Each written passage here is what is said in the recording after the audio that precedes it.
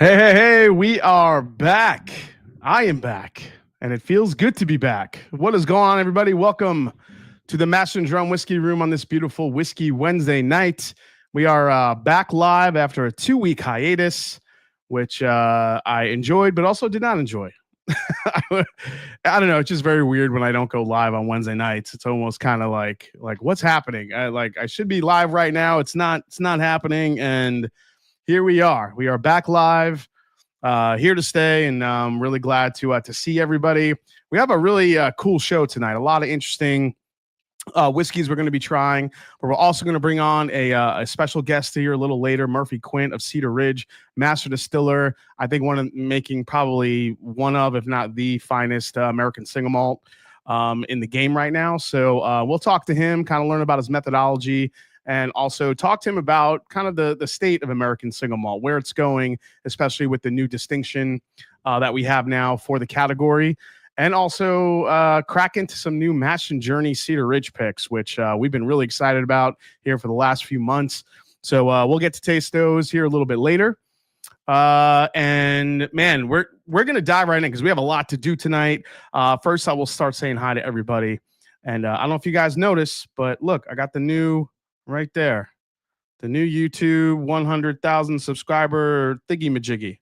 So it's there. It came pretty quick. So thanks to YouTube for that. All right, let's say hi to some folks. Here we go, because I miss you guys. JG, he said whiskey cheers early on. What's going on, man? EJ is here. Robert Schmer is here. Jason's return. Hell yeah. That's right. We are back. 96 Milliman is here. We got Joey B, Brandon W, Travis Robeson. Got to see Travis Robeson at Dickel. That's right. We did a Dickel pick. That's right. A dick pick going around for everybody. Not that type of Dickel pick, but you know what I mean. Sorry, couldn't help myself. John Farron is here. Going to have a pour or two for my birthday tomorrow. Cheers, ever. Happy birthday to John Farron. Adam Hess is here. We got Dr. Sped, Robert W. Jeepman 103 is here. Nathan Jurgensen. He's got the JD 2020 LE Rye in the Glen. World's Worst Bourbon Channel. What is going on? That is Gary, the franchise Franchi. What's going on, buddy? Tim Jurgensen is here. What's going on, Tim? Jason Cruitt. Reverie Single Barrel in the Glen tonight. Sugar Kitty. What's up, Captain Crutch? Skinny Jeans. Love it. Norman Conklin is here. Top Jimmy is in the house. What is going on, Toby? Nice to see you. Michael Speakerman. Night Method is here. We got Mrs. EJ. How you doing, Mrs. EJ? Always nice to see you. Hope the doggies, the fur babies are doing all right. Adam Dorman got to see this beautiful son of a bitch at Jack Daniels over the weekend. We'll talk a little bit about that. Abrod is here. Phil is here. Said hi. Tim Cornet is here. Let's see. Tim Romero, James Lay with his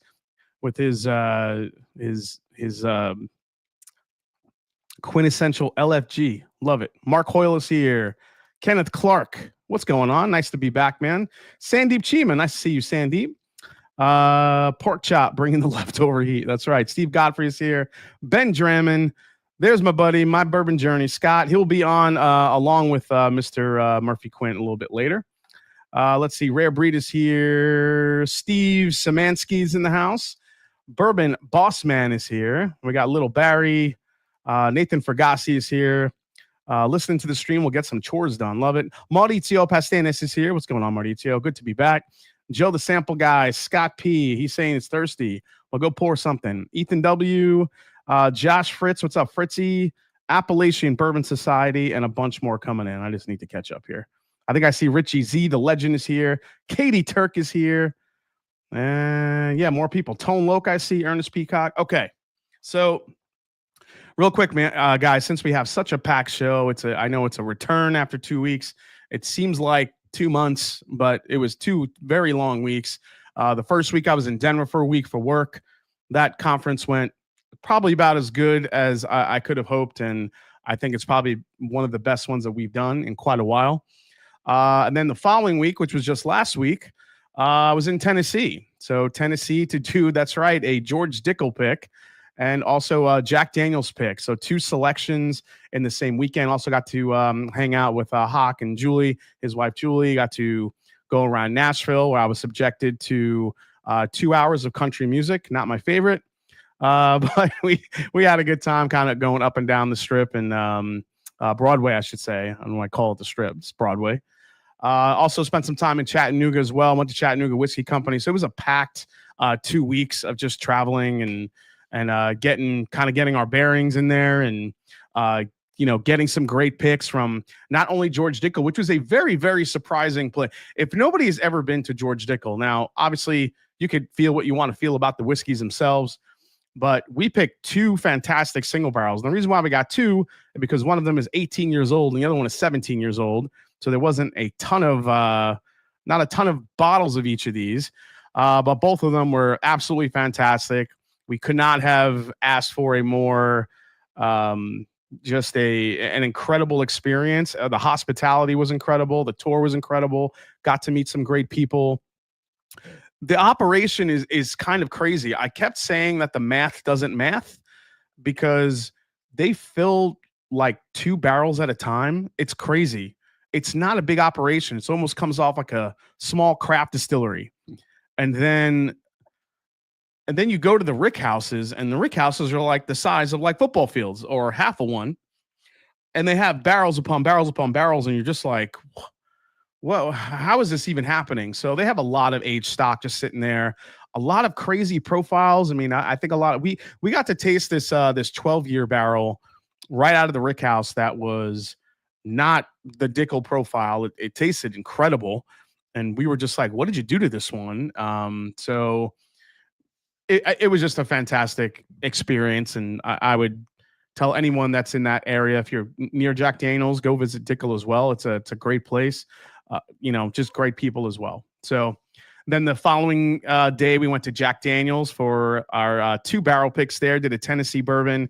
Oh my God, Tennessee bourbon, Tennessee whiskey. God forbid I say bourbon, and a Tennessee rye whiskey, which we picked. The Tennessee whiskey that we selected was, I think Nathan Jurgensen he was on the pick with us. He kind of said it best. It was barrel aged Yoo-hoo. It was very chocolatey and off profile type of Jack in a really, really good way. There was some dark fruit there. It was really, really good. Also super syrupy.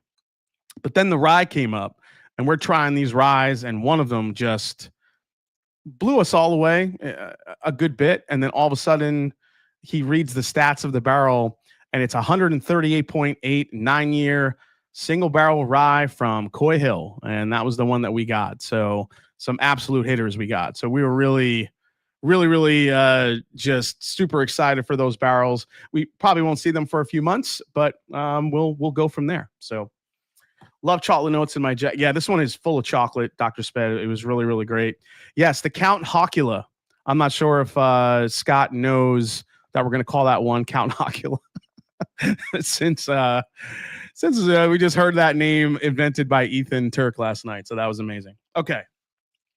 I'm diving into the first whiskey here, guys. Like I said, I missed you, and I have some catching up to do. So first one tonight, 1792 Cognac cask finish bourbon from Barton, only 95 proof.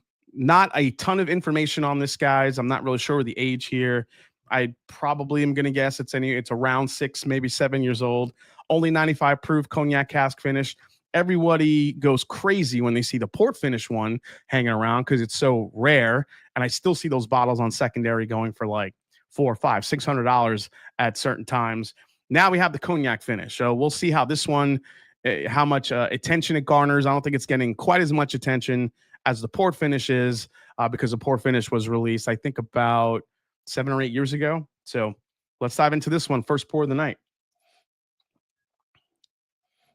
Nathan Fergasi, honestly, how do I get your picks? Just got to join my Patreon, buddy.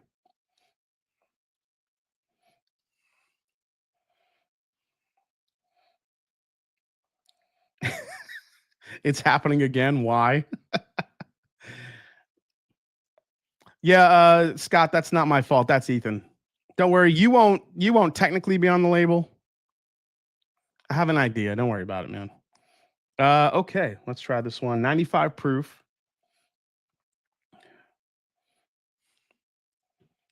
There is no 1792 sherry finish. So if there is one, then maybe it's down the line. I mean, you have the Thomas S. Moore lineup from 1792 that I do think is I think there was a sherry in there. But as far as a 1792 product, not yet. Or a 1792 labeled product. Let's see here. All right, so first thing on the nose, it's a little bit of a nuttiness, but also a lot of dark fruit. I mean, the cognac influence is definitely prevalent. I'm going to say it's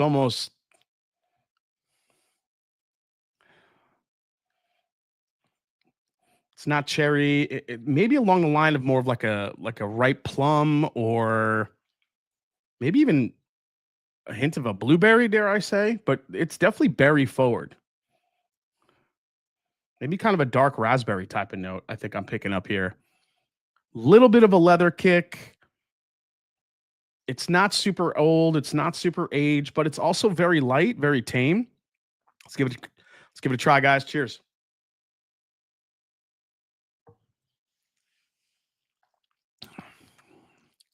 It's only 95 proof, Richie.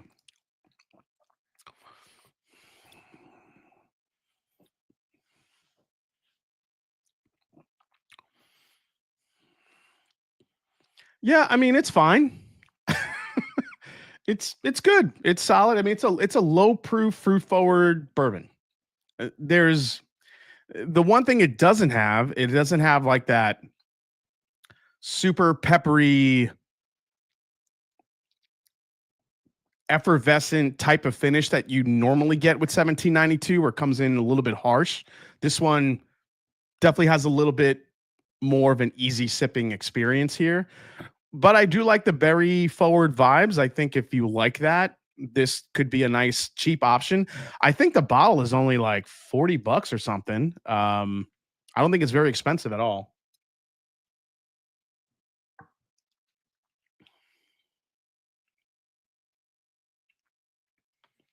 Yeah, just a very sweet sipper.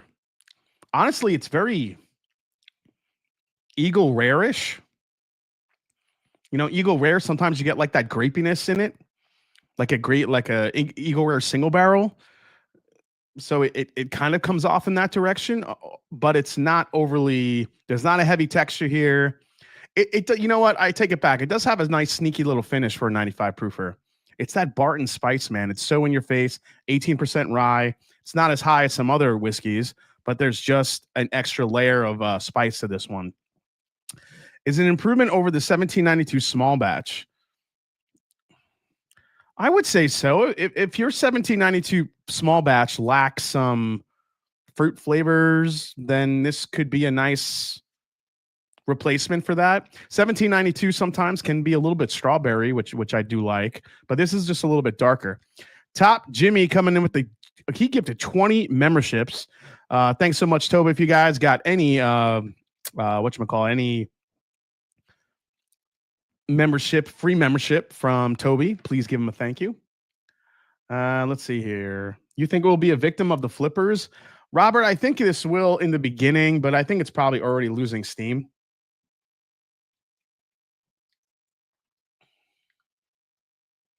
This is just a super, super crushable, very, very. The more I drink this, the more fruit forward it gets. This is turning into grape blackberry bubblegum. I mean, it's really fruit forward. And I think it's a good thing. I will say cognac finishes can sometimes be a little bit drying. This is not the case here. It's very sweet, very fruit forward, very easy drinking. This is one of those you could crush this thing in probably if you're hanging out with your buddies or your family. This is a great summer whiskey too. You could crush that thing really quickly because it's so easy sipping, but it's good for $40. I'd buy this. I wouldn't pay a dime over it. So if you see anybody trying to flip this for over $100, tell them to walk on by. Not bad though. Okay. What else we got here? We have to kind of move quick here because I don't want Murphy waiting around too long. ADHD whiskey. What's going on, man? Does it fade fast as Corvette Trey? Yeah, there's a slight lingering spice to it, which I like. It's not very long. It kind of falls off a cliff, but I think if you like those really, really rich fruit forward notes, you'll like that. But again, this is not going to have the proof punch that most whiskey enthusiasts like. So if you like that berry forwardness with a big proof point, then that's not going to be it. If you just want like a nice, easy sipper, then yeah, go for it. I'll say it this way. If you really like Crown Royal Blackberry, but you're too embarrassed to sip it in front of your friends, then just get that. Yeah. Cheers, Maddie. What's going on, man? Nice to see you.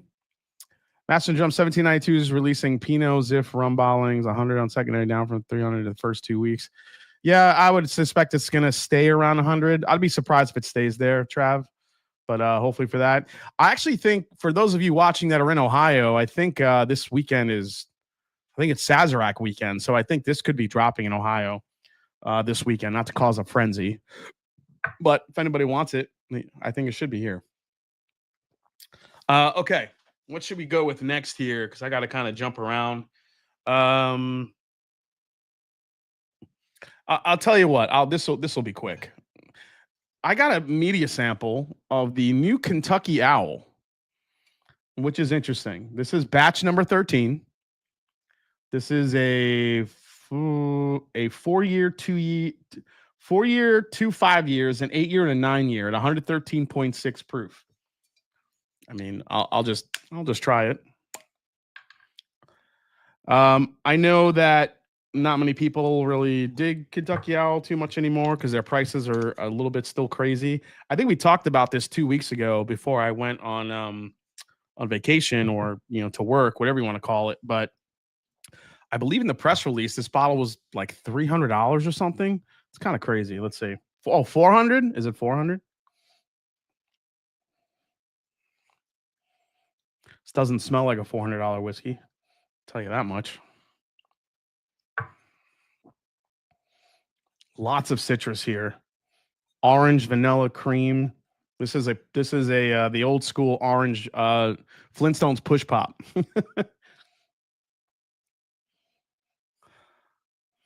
Oh, Kentucky Owl, the ex-girlfriend who wants another chance.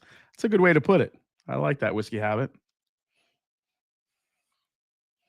Yeah, it's really light, very vanilla forward, a little citrus. Very, very light caramel. Might be a hint of brown sugar there, but not much. This is light. A little too light for $400.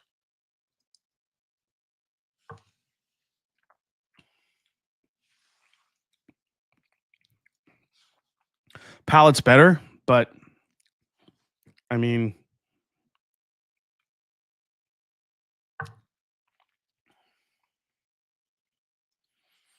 they cannot charge $400 for this. This isn't even. I mean, shoot, I would take the old granddad. I'd take the new old granddad over this, or a Green River Full Proof for that matter, or a Blanton's for that matter. That's right, I said it.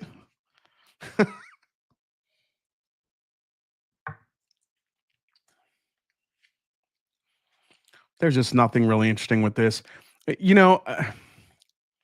just sucks what happened to Kentucky Owl. It just kind of breaks my heart a little bit, but it is what it is. Now they're putting young whiskey in a blend and they're trying to get people to pay $400 for it because it's the last Kentucky Owl.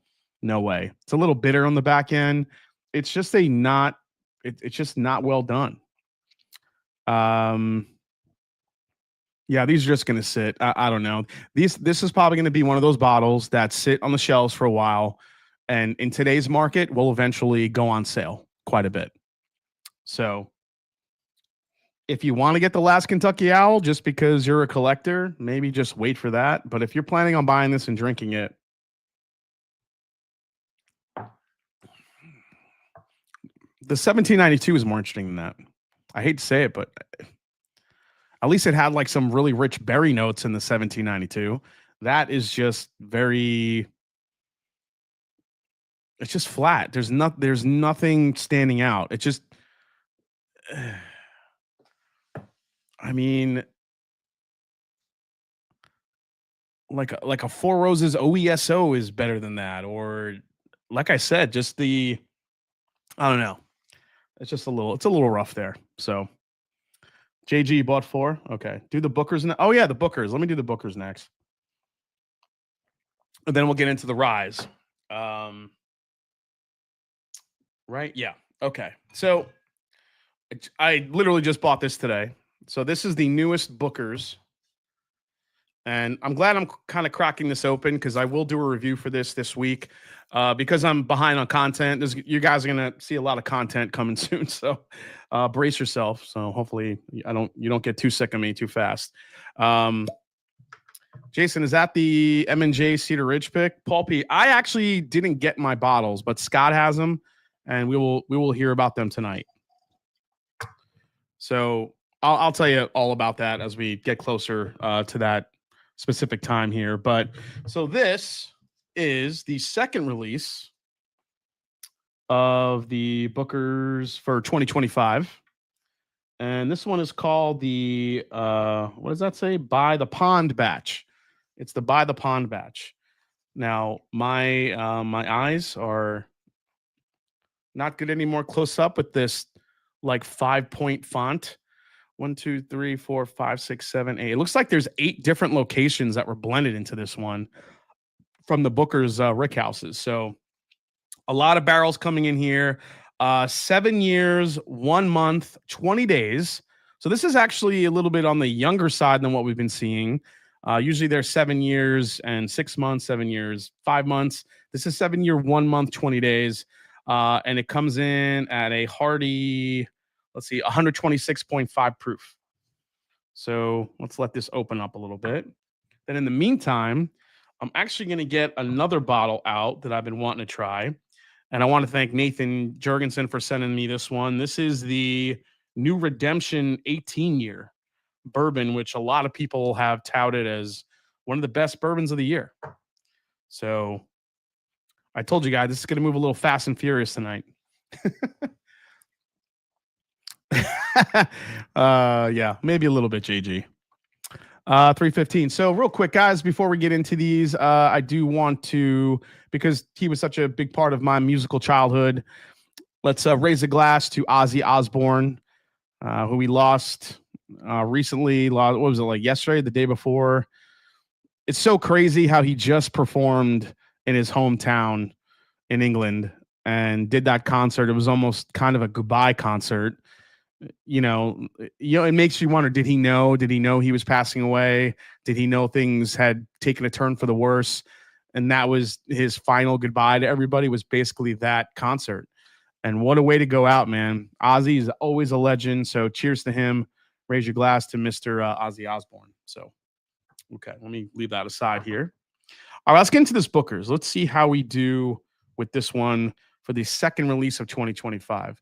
We're still waiting for that super, super special batch to pop up. Another country ham, if you will. Haven't really seen one of those yet. So let's see what we get here.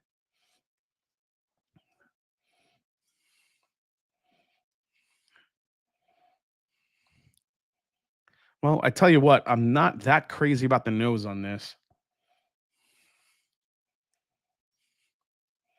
Pretty standard Booker's so far. It's a little bit more on the, I mean, it's got that Booker's nuttiness, a little bit of a peanut butter vibe to it. Lots of honey. The brown sugar is there. I feel like it definitely needs to just open up a little bit. Let me keep this open here. Just feel like it's a little bit tight. Storyteller, I enjoyed a lot, Kenneth. I thought Storyteller was a great batch. I actually liked Storyteller even more than Jimmy's batch, which I know sounds like, it's going against my wild turkey religion, but it's true. Jason, I was just at a record store earlier, and they were playing Sabbath, Bloody Sabbath, full volume. Oh, that's cool, man. Yep. All right, this is starting to open up a little bit more. More of like that vanilla, kind of like that. Nice little roasted almond note in here too. All right, let's give it a try.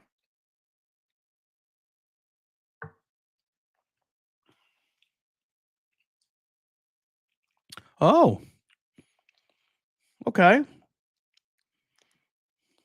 Give me a second.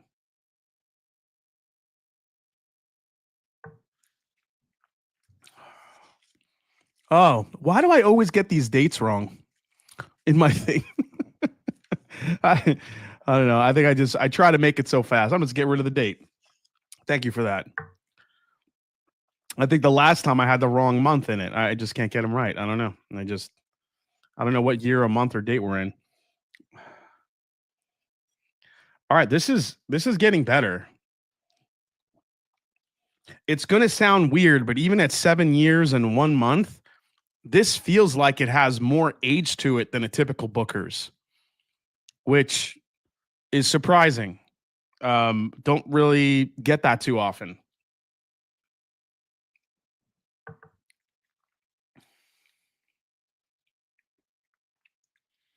I mean, it drinks hot.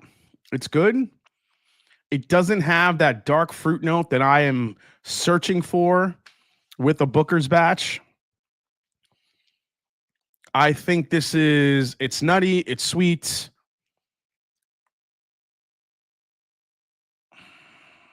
Yeah, I mean, it's bold. It's brown sugar, nuttiness, honey, vanilla, all the flavors you would expect from Booker's.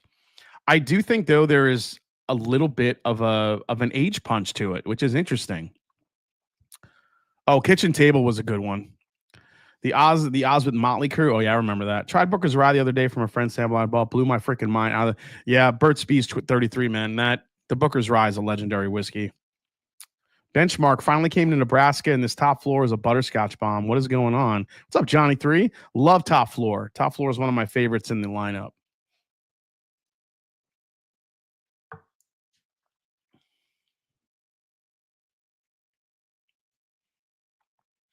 Yeah, this is just it's a really good, solid batch of Bookers.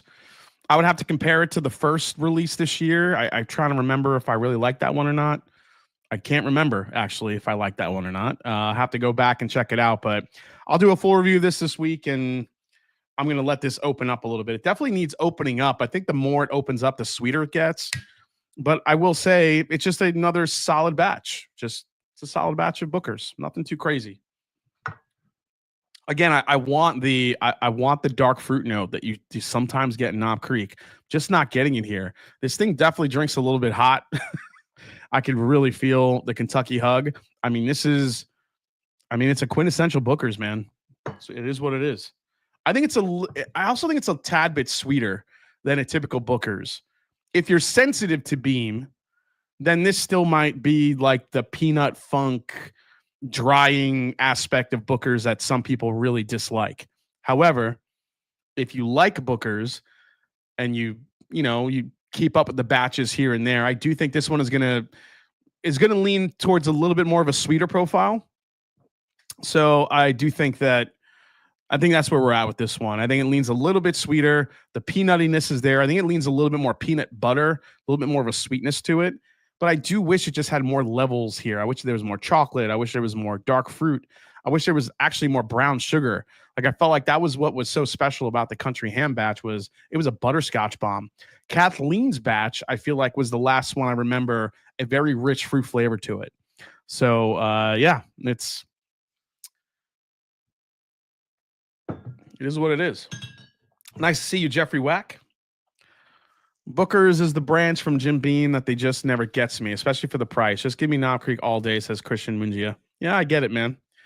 Nathan Fergassi, I've got to go to bed. Jason, work at 5 a.m. left tomorrow. Super excited to catch up on this live tomorrow. Good to have you back. Cheers.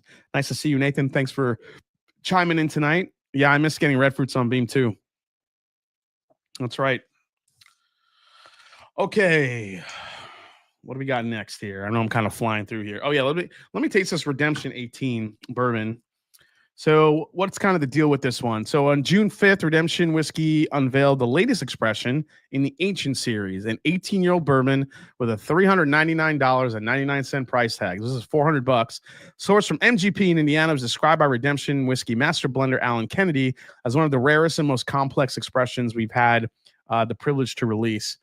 This bourbon's age-proof, limited nature, and striking bottle design were enough to get us excited for this release, but truth be told, we didn't expect to be so impressed by it. It's a 69-barrel blend of 2 mash bills, 75% corn, 21% rye, 4% malted barley, and 60% corn and 36% rye and 4% malted barley. So it's a blend of their high rye and their low rye mash bills for bourbon. It's bottled at cask strength at only 103.4 proof.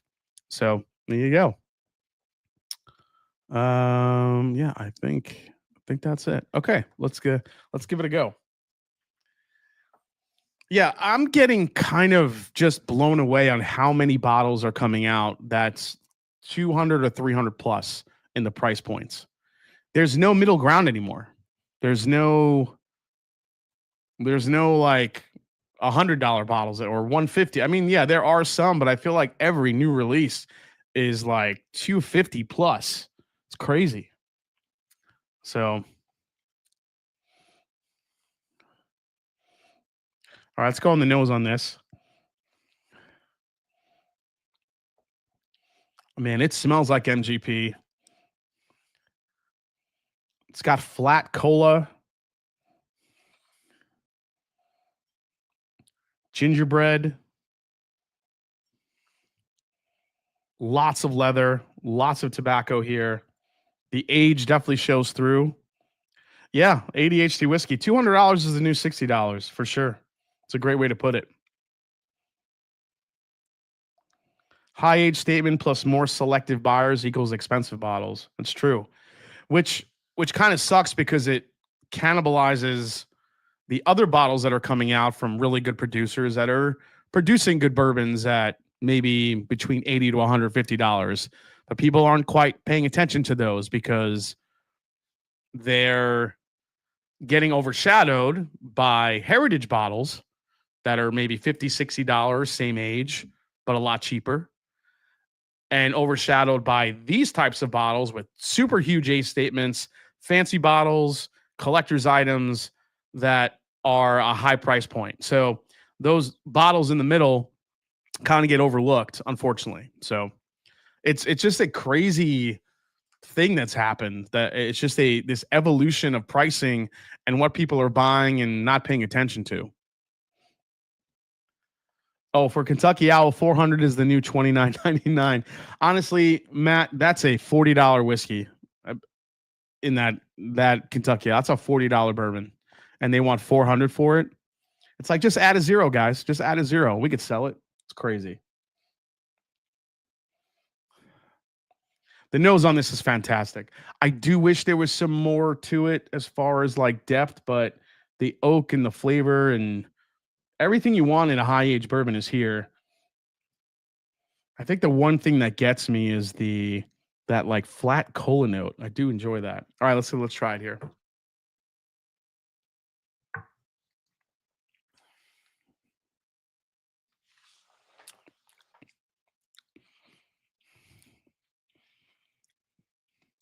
I probably should have drank this before the Bookers because I feel like this isn't really doing too much for me on the palate here. The Bookers kind of overtook it, especially with the proof point. But this being only 103 proof and change,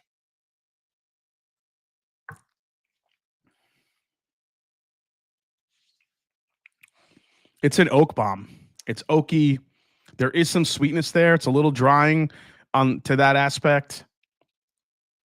I enjoy it's good, but not $400. I don't like it for four. I honestly I'd rather buy the Calumet 18 for another 100 because I think it's a better whiskey. I just think this leans too heavy on the oak and the leather, the tobacco. There's not much else I'm pulling out of here. Yeah, B August. I would say the Calumet 18 I would take over this in a heartbeat for sure. 320 at Costco, still too high. Yeah, still too high, Nathan. This to me is a 200, 250, $250 whiskey. I'm curious to see how the Knob Creek 21 could compare to this. But this bottle to me is not doing it. It's very dry. I mean, it's sucking the moisture out of my palate here. And my palate's pretty fresh. I haven't really drank a lot, aside from the barrel picks last weekend. But even before that, when I was in Denver for work, didn't really drink too much.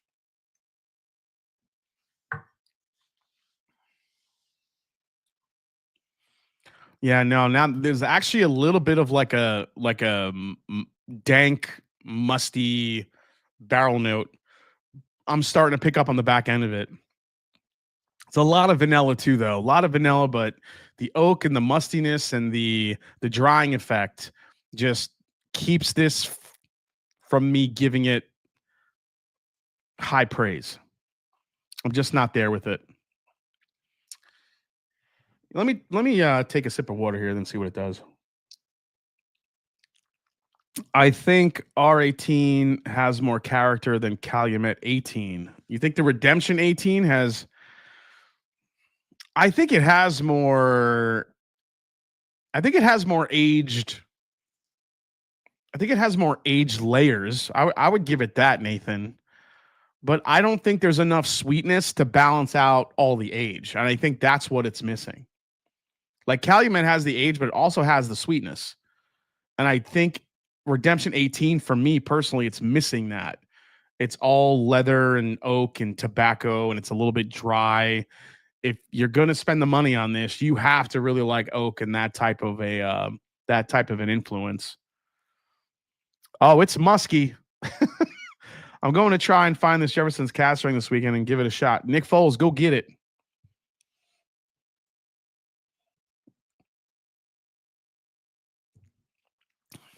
Yeah, it's just missing sweetness. I mean, there's some there, but man, the oak takes over fast. Fast.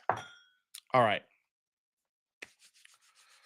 I've gone pretty much through everything except this bottle. I cannot wait to try this thing right here. I've been sitting on this bottle. It came while I was away, and I'm like, okay, I'm definitely cracking this open. Now, interestingly enough, Nathan gave me another sample of his President's Choice rye from Old Forester. So this is 117 months, barrel number 19, 123 proof. So I'm going to do a little head-to-head here. Now, the one that I have, this is barrel 34, 127 proof. If you guys have not seen the President's Choice rye bottles, the bottle cam is here. There you go. There it is. Bottle cam is set. Looking good. That is the President's Choice rye. They basically just changed the color of the border. That's it. But the color on this, it's super dark. I just love the color of this whiskey. Every time I look at it, I'm like, holy crap, that thing looks nice and dark. When it comes to the info on this, they basically launched this at the beginning of June. Old Forester announcing that now we have a nationwide release of its rarest single barrel whiskey, President's Choice, along with the debut of President's Choice Rye. So this started rolling out June 14th. President's Choice, which dates back to a private barrel program started in 1964 by former company president George Garvin Brown II, features hand-selected barrels aged between 7 and 9 years. Bottles vary in proof, typically ranging from 110 to 125. So, honestly, I feel like Old Forester was listening to me because, if you go back and watch some live streams, I was saying how I was so frustrated by Old Forester because all the special releases they do are either lottery or distillery only. Anything interesting that they create, you can't get unless you get really, really lucky or you're in the right place at the right time. So the fact that they made this a little bit more universally available, I'm not saying it's very available, but I'm saying at least they're trying. I thought was a pretty cool move on their part. So not saying that they were listening to me personally, but, America. That's for you, ADHD whiskey. All right, now we're getting into some rye here. So I wouldn't mind one of these, but $700, nope. Yeah, they're going for a lot of money. How many leagues ahead is it than a regular rye single barrel, says Bourbon Politico. Well, yeah, we'll definitely find that out here. Jason, I need those Russell Reserve bottles over your shoulder. Oh, those right here, the 13 and the 15? Everybody needs those in their life. Real quick, guys, let's go to the meme of the week because I have a lot of catching up to do. And I don't want to forget about this one because, as you guys know, something crazy happened at a recent Coldplay concert where I'm sure you guys heard about it. The couple that got caught cheating, it was a CEO and he was pretty well known. And the HR director lady that was cheating with him on his wife. Oh, it was a mess. And there were so many amazing memes. So I was waiting for the first bourbon one to pop up. And lo and behold, the first bourbon one popped up. So If you guys haven't seen this yet, here it is, my bourbon meme of the week. There's the couple. They're frightened. When your friend invites you over for a pour and says, I'll break out the good stuff, and then proceeds to pour you blends. I don't know. That one just got me because it was Blanton's, and the faces, the eyes wide open are hilarious. So, yeah, that was the couple that got caught. Kind of a trending topic, but the fact that it turned into a bourbon meme, I thought was pretty brilliant. So, whoever created that, kudos to you, sir. Love it. Dude had a handful of boob and on camp. Yeah, he did. First I've heard of it. Do tell more. Oh yeah, I don't know. Yeah, so that couple that you just saw, they basically, if you go back and watch it, they were doing the old kiss cam, at the concerts. So they do it a lot at sports venues, baseball games, hockey games. They had the kiss cam out, and they were going around, and all of a sudden, they focused on these two. And when they came up on camera, their eyes went wide like that, and then they went and they hid. They broke up, and then Chris Martin, lead singer of Coldplay, basically says, oh, those two look like they're having an affair or something. And that's exactly what happened. And apparently that guy is a CEO and pretty well known, and he's married. I'm not sure if he has kids or not, but it ended up being a very large gift to the internet because people were making memes all day long about that thing. So it was pretty hilarious. All right, let's get into. So I have not had these, sniffed these, tasted these yet. So I'm really excited to dive in on these and see what we got here. Nick Foles, genuine question. Why does Buffalo Trace keep releasing high-aged wheat whiskey with a Weller label? Was Weller ever wheat whiskey and not bourbon? What am I missing? Weller was never a wheat whiskey. If you go back historically, Weller was supposed to be the budget-friendly wheated bourbon. That was the, I guess, sons or daughters to the Pappy lineup. So historically, when you go back, I mean, Weller 12-year was a $40 bourbon. I think it was like $25 when it first came out. So Weller has definitely become bigger and more popular than I think probably Buffalo Trace ever thought it was going to be. And that's honestly what happened to it. So now we're at a point where every extension from Buffalo Trace, when it comes to the Weller lineup, is a new, bigger, high-price, age-stated bottle. I feel like all that Buffalo Trace has really done with the Weller lineup is release super high age statements and big prices with fancy boxes. Is it frustrating? Absolutely. But when Weller does release like a CYPB or a single barrel or something along those lines where it's supposed to extend the lineup, people get a little bit more excited about that because they think it's going to be more available, and that's just not the case either. So I think Buffalo Trace has a real big special release problem because their special releases are so out of touch with a regular buyer. But at the same time, a lot of the people that buy these are in hopes to flip them, and people are losing money on these at this point.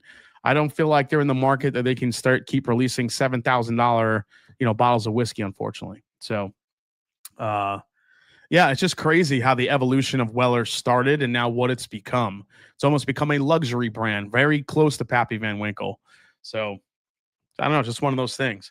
All right, we're going to dive into these, and then I see my special guest is here. We'll bring Mr. Murphy Quint on here shortly. So BT had cashed in on artificially inflated commodities. Yeah, it's kind of it's kind of a shame of what's happened with that lineup. But people are, I just feel like every time Buffalo Trace has a press release or a big release, people just kind of shrug their shoulders at this point. It's like, never going to get it, never going to see it, not going to pay the money for it. Actually, speaking of Buffalo Trace and special releases, one of the new releases, I don't know if you guys heard about this, but Buffalo Trace is releasing a 100 proof Sazerac rye now. That's right.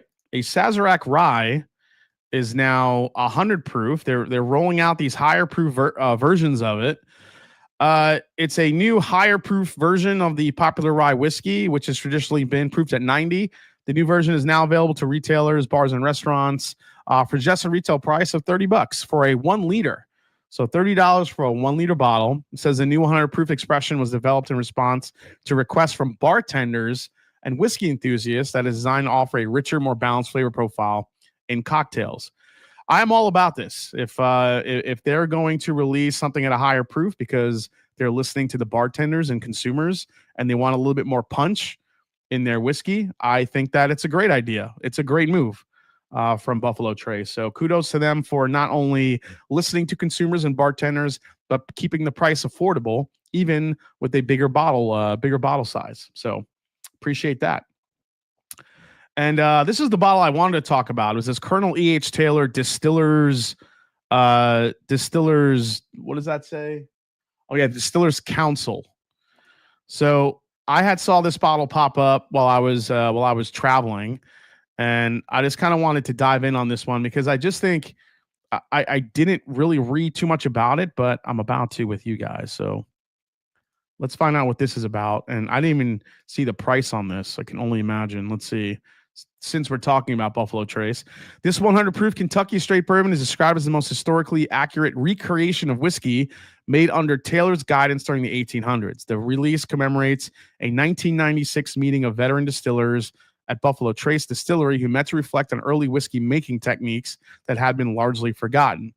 The bourbon was produced using a revived version of Taylor's original sour mash process, now patent pending, and traditional fermentation methods and grain profiles that mirror those in the 1880s. It's bottled in a vintage-style Grecian decanter, inspired by a bottle depicted in 1950s era-old Taylor original recipe bourbon advertisement. This will be rolling out nationally in July 2025. Suggested retail price of $14.99. So $1,500 for this.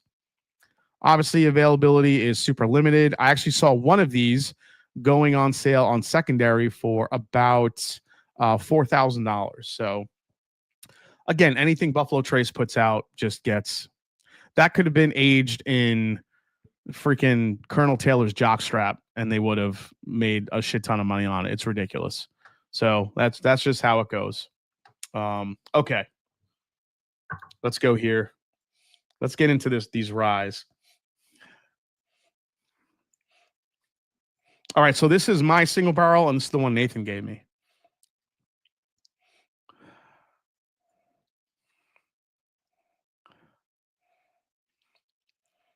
Tell you what, it smells fantastic. It's a very fruit-forward rye, which I really like. It's got that boozy caramel, spicy, and a little bit of a...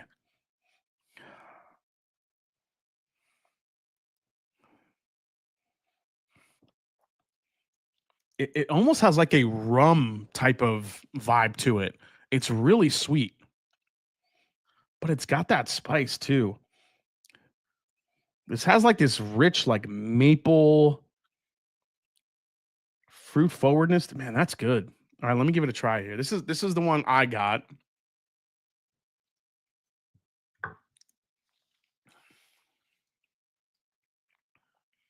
Wow, it's even more fruit forward on the palate.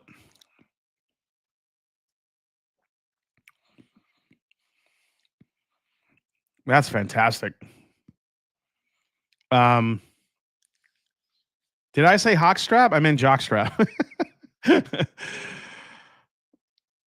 Is it comparable to the Jason when boozy is used as a note? Does it mean astringent?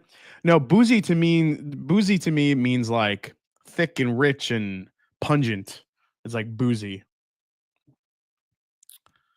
You got your Colonel Taylor Underpants edition? That's good. I hope you didn't pay too much for that.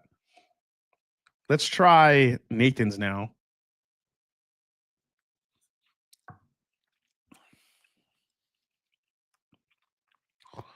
Nathan's is even more fruit forward than mine. Nathan's almost gets into like a berry compote type of vibe, which is really nice. Wow, the sweetness of these.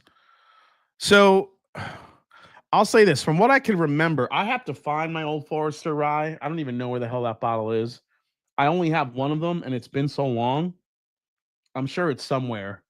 but I will definitely do a comparison. But this feels more layered to me than what I remember. I remember the regular Old Forester barrel proof rye just being very caramel forward, being very rich, being sweet. But I feel like these are a little bit more decadent. Yeah, I mean,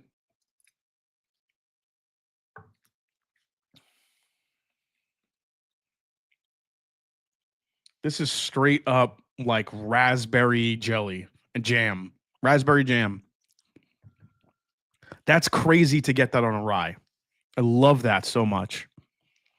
Like normally rye, like you get into the citrus notes, you get into, you know, again, the maple, maybe even kind of a candied licorice type note. But when it comes to this one, this Kentucky rye, this is just all straight up. That is straight up candy and dark berry forward flavors in a great way. That's really good. Thoughts on Crittenden's Wampus Cat? Sipping it now. Benjamin Brown. I don't have that bottle. Better than Jack Daniel's single barrel proof rye. It's different. I don't think this could match like a Coy Hill, like some kind of Coy Hill banger. I think that's probably the closest thing out of the Jack Daniel's ryes that will get to this. That would probably be the best alternative to this one. If you don't want to spend the money on this, just go find yourself a Jack Daniel's Coy Hill single barrel. But it's in that realm where you have that type of layered profile. But the thing that makes this stand out is how fruit forward it is. That is the note. That is the shining star of this whiskey is how fruit forward it is. It's the differentiator. Yeah, and Nathan's is even more than mine. I actually like mine because it has more spice, more balance. This one is it's so fruit forward. It's almost like, wow, is that a rye? Raspberry, blackberry, all day long, a lot of spice. I feel like the mint is there, but it's just barely there. This is all spice for sure. Maybe the slightest hint of clove, but not much. This is a very fruit forward Kentucky rye in a really good way. Is it better than the Parker's Heritage 10-year rye, says B August? That was a really good rye, dude. I don't know. I think that's a different rye. I don't think the Parker's Heritage had as this much fruit forwardness. But again, it's just going to depend on what you like in a rye. I don't know if it's as good as that or better than that. That's really going to be up to the palate. But I feel like I may enjoy this more because it's just kind of a rarity to get these types of flavors in a rye. Based on my limited experience, I'd take the PC over the JD barrel. Just my 2 cents is Rarebird 101. I could see that for the most part, but I think this would have a little bit of a harder time going against one of those big Coy Hill ryes. I think people would probably still enjoy that. But this, on the other hand, Kristen Nolan, where did you get that green one? Oh, this is from Buffalo Trace. This is a Buffalo Trace mug. So yeah. We have 370 in the chat, guys. Make sure you hit that like button below. I really appreciate everybody hanging out tonight. We went through some really killer bottles. I'm still enjoying these President's Choice ryes.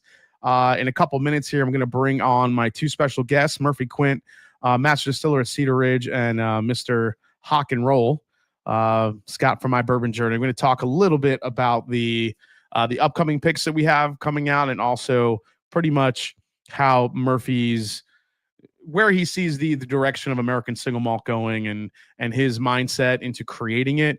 I think anybody that is here tonight that is watching right now, do not go anywhere, because I think it's going to be probably a super interesting, just super interesting hearing from Murphy and what he has to say and how he feels about American single malt and where it could be going. So the Master Drum, the Old Forester President's Choice Rye or Wild Turkey Triumph 10-year. President's Choice, hands down. And I hate to say that because it kills me that I have to say that over a Wild Turkey product. But this, to me, is more interesting than the Triumph. The Triumph is great. It's a great Wild Turkey rye whiskey. But again, it's those dark, rich berry notes in this President's Choice. That is the standout. That is the standout.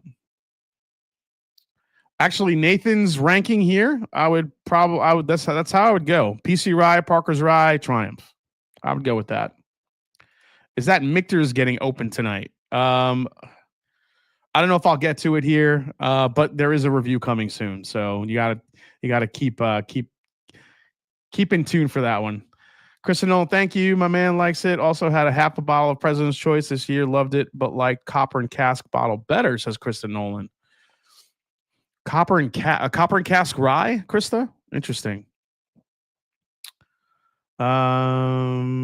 Yeah, this is way better than I thought it was going to be. I will be honest. I did not think that these bottles would be as good as they are. Now, did I overpay for this? Absolutely, I did, because there was no chance in hell I was finding one of these. So I did overpay, but I'm glad I got one. I could do a review. I'm going to compare it to the Old Forester rye that I do have, and we'll see how that review goes. Like I said, guys, I have a shit ton of content that I'm trying to catch up with here. Now they've been out for 2 weeks, so it will be fast and furious. So the age on the PC, this is barrel 39. This doesn't have like the seasons on it, but they said there were going to be, let's see here. If I remember reading it correctly, I think between 6 and, man, what the heck was the, oh, here we go.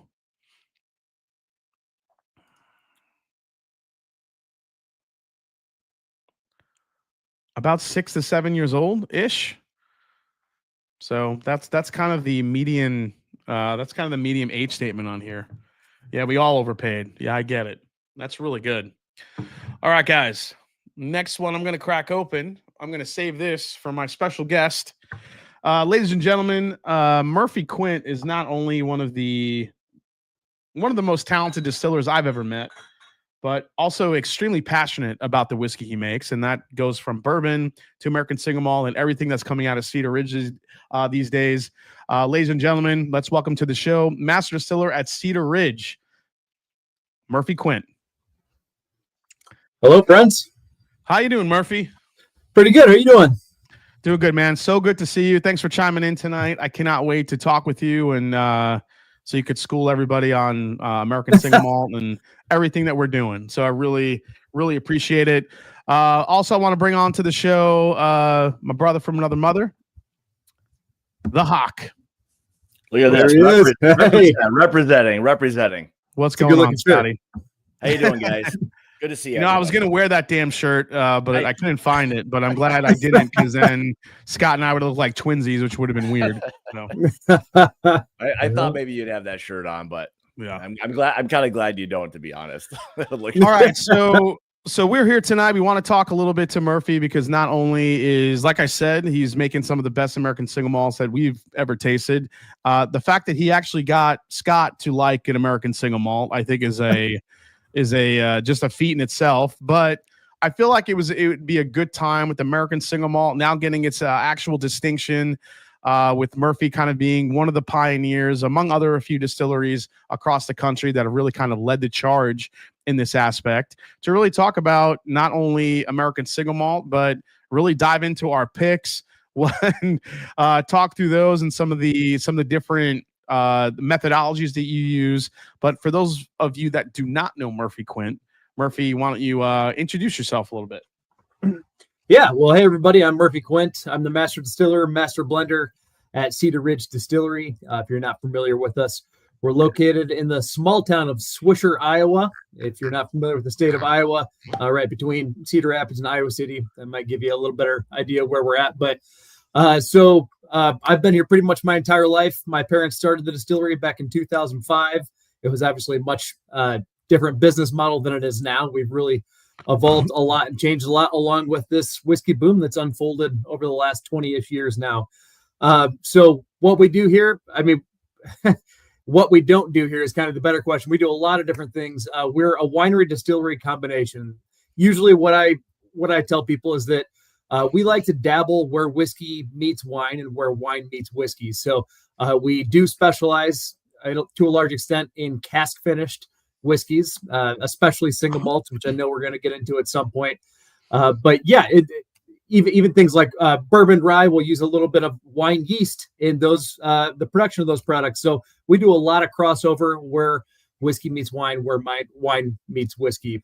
To give you a sense of scale, I mean, we distribute to about 35 states. We have about 55 employees here. So when it comes to the independents, the crafts, whatever you want to call us, we are a fairly sizable distillery at this point. But that has all evolved from, like I said, back in 2005, a very small concept that was basically a family-owned winery and distillery that started in like a small garage off to the side of another business that we rented out. So we have evolved from this teeny little dream of a concept to a 70-acre campus with about 11 different buildings out here, and have done something pretty neat thanks to the support of Iowans and everyone else who's gotten on board with the Cedar Ridge train. Yeah. Murphy, for those of you guys, for those people that are watching, what gave you the itch when it comes to single malt? Because obviously Cedar Ridge starts up, your parents started it up. Was there a blueprint for you that you wanted to make American single malt eventually, or was that something that kind of evolved over time? I would say it was more over time. So it's really weird how it unfolded. In 2010, I left the family business for a little while, moved out to Colorado with my girlfriend at the time, wife now. But we just kind of moved out there, and I went to work at a different distillery called Stranahan's Colorado Whiskey, which is an amazing place. While I was there, obviously a lot happened, learned a lot, had a million great experiences, really cool place. But when I was there, I fell in love with not just American single malt, but single malt in general. I actually ended up going down a big Scotch rabbit hole and just really got interested in single malt, and that never left me. That's something that has stuck with me ever since. So Stranahan's was a big influence for you, correct? Yeah, man, it really was. And there were a few things there that really got me. Well, one was the people that I was working with there. You know, when I was in Iowa before Stranahan's, I was working at this very small family-owned thing. It was me, my cousin, my parents, a couple other people. It's just very small. It really wasn't anything yet. When I went to Stranahan's, though, I was working around the clock, switching shifts with a group of about 8 to 10 different people. And these people, they lived, breathed, drank, and ate whiskey. Like they were just so incredibly into it. And I just thought it was awesome. It was something that I hadn't been exposed to yet. How excited these guys were. Like, these guys loved whiskey like I loved baseball. I mean, it was just this thing that I didn't know exists. And so that kind of got in my blood, and I realized, okay, maybe there's something bigger happening here, and maybe we could kind of cultivate a similar culture back at my family business one day. But another thing happened when I was there, and that's I saw the demand. This would have been in probably 2011, 2012. The demand that people had for these special release whiskeys, like camping out overnight in the winter, waiting in line to get these one-off releases that were very expensive compared to what was on the market at that point in time. And that it really woke me up, that these loyal people from the state of Colorado wanted to buy a whiskey from Colorado, and they were just there to support. And I was like, every state has, that sense of loyalty to their home state. Obviously, Iowa very much included. I think, we might be at the beginning of a whiskey boom. It hadn't really happened yet. They were very ahead of the game at Stranahan's, and it ended up absolutely being the case. I mean, here we are today, and whiskey has just gone bananas over the last 20 years. But yeah, that's when I realized it, when I was there. And so eventually, when I came back, I wanted to bring a lot of things with me. Obviously, like nothing proprietary, but anything like that. But just that passion. I wanted a team that had passion like that. The love for the product, tapping into consumer geekery, if you will, just and growing fans of not only what we're doing, but our distillery in general, and getting people on board. I was just really interested in all that. And anyway, in addition to all that, one of the things that really stuck with me was that love for single malt that I discovered while I was there. And so, once I was back here, knew that that's something I wanted to do. My dad, I have to give him plenty of credit. he has always been a big Scotch fan as opposed to bourbon. And, I had fallen in love with American single malt. So we wanted to kind of meet in the middle and create a true American single malt, but one that is a little bit more Scotch-like than the other American single malts you'll see on the market. So, one of the things that we did there is we do primarily ex-bourbon maturation for our single malt. A lot of American single malts are going to go new charred oak, which is also really great. But we decided to go more used cast, primarily ex-bourbon, because that's, typical Scottish influence. And we also incorporated a Solera method where we're taking different cask finishes and blending them together in a giant tank that never goes empty. And so, like I said, we kind of created this nice hybrid between American single malt and single malt Scotch, and the rest is history.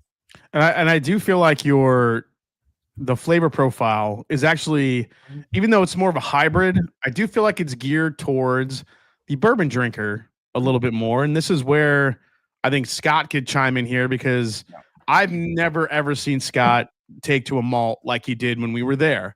And this isn't even, people have sent Scott blinds with malt in it, and he immediately smells it. He has kind of a deterrence to it. But Scott, kind of, when we tasted that cast strength right out of the Solera barrel, talk about that and a little bit of, just why you loved it so much. Yeah, it's just there's just something about it, and I've said this to Murphy several times, and yeah, I mean, admittedly, I'm not, I'll say, really a Scotch fan. I mean, that's not really a profile as much for me, but what it is he does, and I think it's a combination of, as a lot of you can see and hear, there's some passion behind it. And I think that's translated into, not only the single malts that he does, but the bourbons and everything, but specifically the American single malt. There is a richness and balance that, to me, these have, where he's highlighted that malt to really work with every other component that's there. So it makes it much more of a whiskey that gets you thinking and appreciating everything that's behind it. Therefore, you want to and can really enjoy it. From my perspective, that was always a difficult thing with American single malts. That just had such a Scotch dominance. It wasn't really overly complex, or there wasn't a lot of dynamics to it. But what it is that Murphy does, and specifically the cast strength like Quintessential, is that it's just, to me, on another level. It allows you to kind of explore all of those other flavors and layers, and you just appreciate it. So like that was one of the things that really resonated a lot with me, is that it can make you appreciate that whiskey for what it is.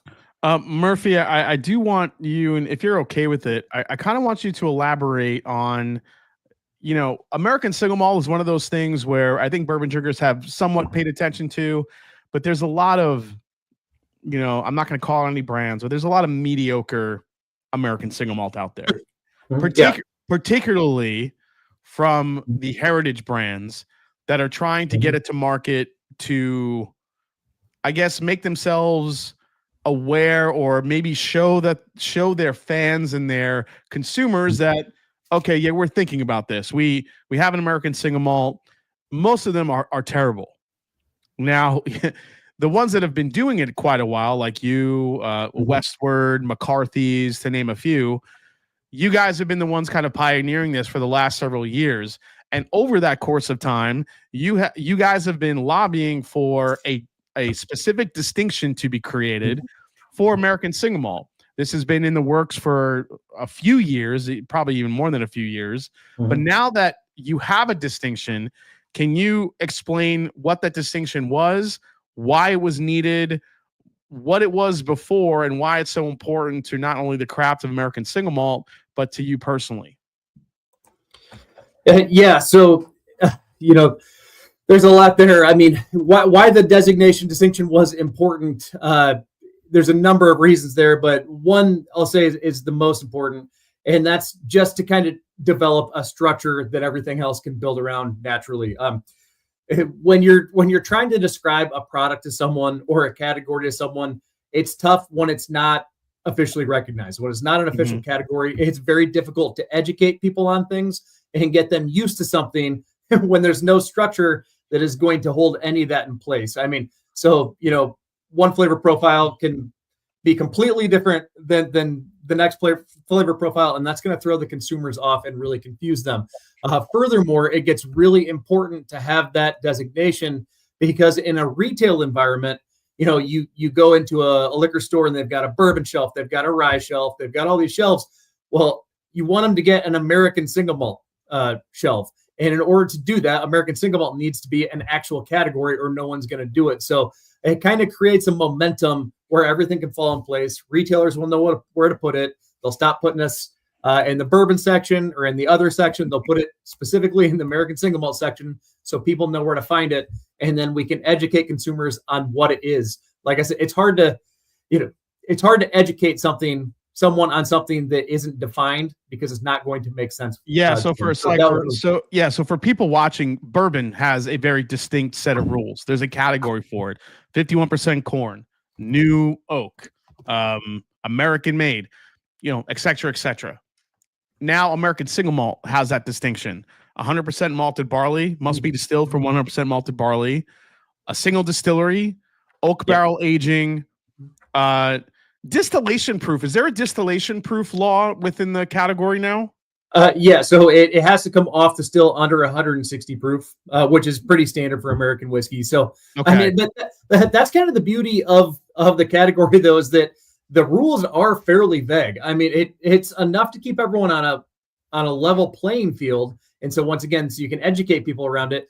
But from a producer standpoint, it's vague enough that you can get really creative. So the rules are: it has to be 100% malted barley, distilled entirely at one distillery, matured in the United States of America. And then outside of that, the next few rules are all very general. Matured in oak casks, not exceeding 700 liters. It has to come off the still under 160 and has to get bottled over 80. So all of that is fairly regular. The only things are that it's requiring that it's made in the United States and that it's distilled entirely at one distillery. On that note, people oftentimes get confused in single malt. The word single malt, people usually assume that means you're using one single type of malt, and that's not what single malt means. Single is one single distillery. Malt is 100% malt. So single malt means it's from one single distillery. If you're bringing single malt in from two different places, blending it together, now you've got a blended malt. So basically, it's a very, very straightforward designation for the category. So to go back to that, sorry, if you're sourcing, say you're sourcing malt from Scotland, but it is a single malt and you're bringing it in, it's one single distinction, one distinctive malt, and you're bringing it in, and you're making your American single malt. Can it still be American single malt if you're sourcing it from Europe or elsewhere? That would be it would be a blended malt. You might be able to call it an American blended malt, which isn't going to be an official designated category yet, but it has to be mashed, distilled, and matured in the United States. Now you can you can kind of wiggle out of one thing there. Like I said, it has to be mashed, distilled, and matured in the United States. It has to be distilled entirely at one distillery, but you could have it mashed elsewhere. For instance, if you were kind of a newer business and you wanted to have a local brewery do the mashing for you, and then you just distill it, you could do that, and it would be American single malt. But it all has to be done in the United States. And this doesn't. So if it's pot still versus column still, does that matter as long as it's distilled? No. So the rules that were put in place were meant to be very inclusive of everyone who's already producing American single malt. So that makes sense. It's a good idea. So the people. There were about 5 different distilleries. Cedar Ridge was not one of them. We were one of the earlier people to get on board with this movement. But I think 5 original distilleries that met to start laying out the rules for this category, they wanted to make sure that they weren't going to, screw anyone over, piss anyone off, and count them out and have to move forward without them, because that was going to cause a bunch of problems. We needed a stronger coalition to push this thing forward. And so they didn't include any of that. Outside of that, some of the more controversial topics are things like caramel coloring. That didn't make it into the rules. So you can or cannot. So that meaning you could use it if you wanted to? You could, as of right now. I do believe you can. That was something that People had some pretty mixed feelings about when we discussed that internally. I couldn't care less because like I said, I'm a pretty big Scotch guy, and from drinking Scotch, I know that some of the best single malts I've ever had are borderline clear. So, color isn't something that bothers me as a single malt producer, but. So, okay. So great question. So a single malt could theoretically use 10 different kinds of barley, but would still be a single malt if they were all malted and distilled by one distiller. That is affirmative. Yes. Okay. Yep. Okay. Yeah. And it would be nice if if it had a different name than single malt, just because that does confuse people. That confused me for a very long time. But no, single is suggesting that it is one single distillery. Yep. Do you feel like the rules, or maybe in some certain aspects, lack thereof, certain rules allow you and other distillers to stay creative in what you guys are creating? Yes, I very, very much do. And don't get me wrong, I'm a bourbon guy. I mainly run a bourbon distillery. So I don't mean to knock on it, but the rules for bourbon are going to be a lot more restrictive and are going to make it so that I can't get quite as creative as a producer, and that you guys don't get to, therefore, as a consumer, get to enjoy that. Bourbon, as we know, first thing, it has to go in a new oak charred cask every single time. That cask has to be brand new and it has to be charred. Once again, just to clarify, I wouldn't change that. In single malt, we did not include that. Single malt can go in new or used casks right away. And I think that people really overlook the impact that can make on a whiskey. Day one maturation going into new cask versus used cask, you're going to make wildly different products. And so that's just the first option that we have as producers. It's a really big one. And I love that is an option at our disposal because it gives us opportunity to differentiate from one another. We can get really creative, and then consumers actually get to try the difference between new oak and used oak. About once a year, we'll release a single barrel of both at the same time. So you can come to our tasting room or buy them online, whatever, and actually try them side by side and see how wildly different they are, even though it's the same distillate. They were aged the same amount of time. One was just a new American oak char 3, and the other one was an ex-bourbon, and it's night and day. Speaking of different single casks that you've created, I actually am sipping on one of your new American oak 3 chars. There we go. This thing. So this is a brand new barrel, not used. This thing is ridiculous. It is so good and it's so rich. Like, I would think that the oak would actually have more influence. And while there is a little bit of oak spice here, the vanilla and the caramel and the bourbon aspects from that new oak is just it's unmistakable. It's so good. Yeah, thank you. I do believe that if like we were talking about earlier, I know some people don't like virgin cask stuff. I get it, because it's not as delicate as a used cask, but I like some of that punch and spice that it brings. Oh, for sure. And I'm completely with you. And I do believe that if you're a bourbon fan, like we were all talking about just a second ago, if you're a bourbon fan who's struggling to get on board with American single malt or single malt in general, it can be a nice, easy transition for you to start with, say, new oak, like you're sipping right now, because there's going to be some familiarity there. It's gonna compare pretty well to a bourbon because it's that new charred oak cask.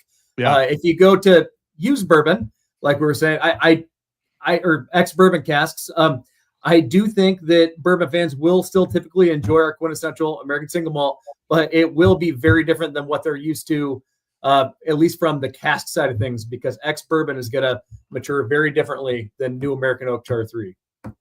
Yeah. Hey, Scott, I'll let you chime in here. I'm sorry. I'm just like rattling off like all these questions down my list. So sorry, Scott. Oh, no, that's fine. I mean, I love to just listen to them. And that's even when we've been at the distillery. And I remember the first time we were there a couple years ago when I don't think even at that time you had released the quintessential at cask strength, and we were tasting it. And we were kind of like looking at each other and talking like, why in the world do you not sell this? Like, this is way too good. I think we got it. I actually remember that.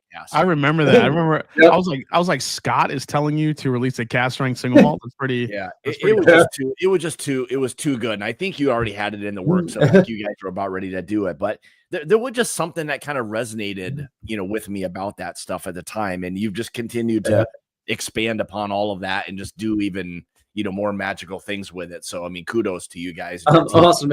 Thank you very much. And I know there's a question coming up, but I do want to mention quick, Scott, you've done a couple firsts for us and given us some really good advice along the way, but I always want to give one important shout out. And that's, you were one of the first people to ever review our quintessential Solera edition, our 92 proof quintessential. And you talked about what we talked about earlier, how you're not normally an American single malt fan, and you really, really enjoyed it. And I just want to mention that as a producer, that actually really meant a lot to me, because you were the first one to review it and give it a really good feedback. And that gave me a lot of momentum to keep moving forward and exploring new things. So, that's something that people probably don't get to hear enough of. And that's when you guys review our product and give it a favorable rating or review, and even throw in some good advice there, that stuff does mean a lot to producers, and it can have an impact. So I mean, and Scott was kind of the one that mentioned to me about, hey, maybe we should look at doing some Cedar Ridge. And whenever anyone asks me, where do you go for American single malt, I'm like, Cedar Ridge immediately. Yeah, it would be the very first recommendation I would make to anybody, and I think it's the most approachable. I think it has so many just like different components that work so well together that and the reason I say that is because like they do. I think so many single malts are to me just boring. Like I hate to say that. There's things about a lot of them that are just, there's not much there other than a single like profile, and it doesn't really do much for me. But what it is that you guys do, it just resonated. It brought me back to a lot of what I enjoy about bourbons and ryes and things like that. So that's one of the things I really enjoy about what it is that you guys do. Hey, thank you very much. That means a lot. Yeah.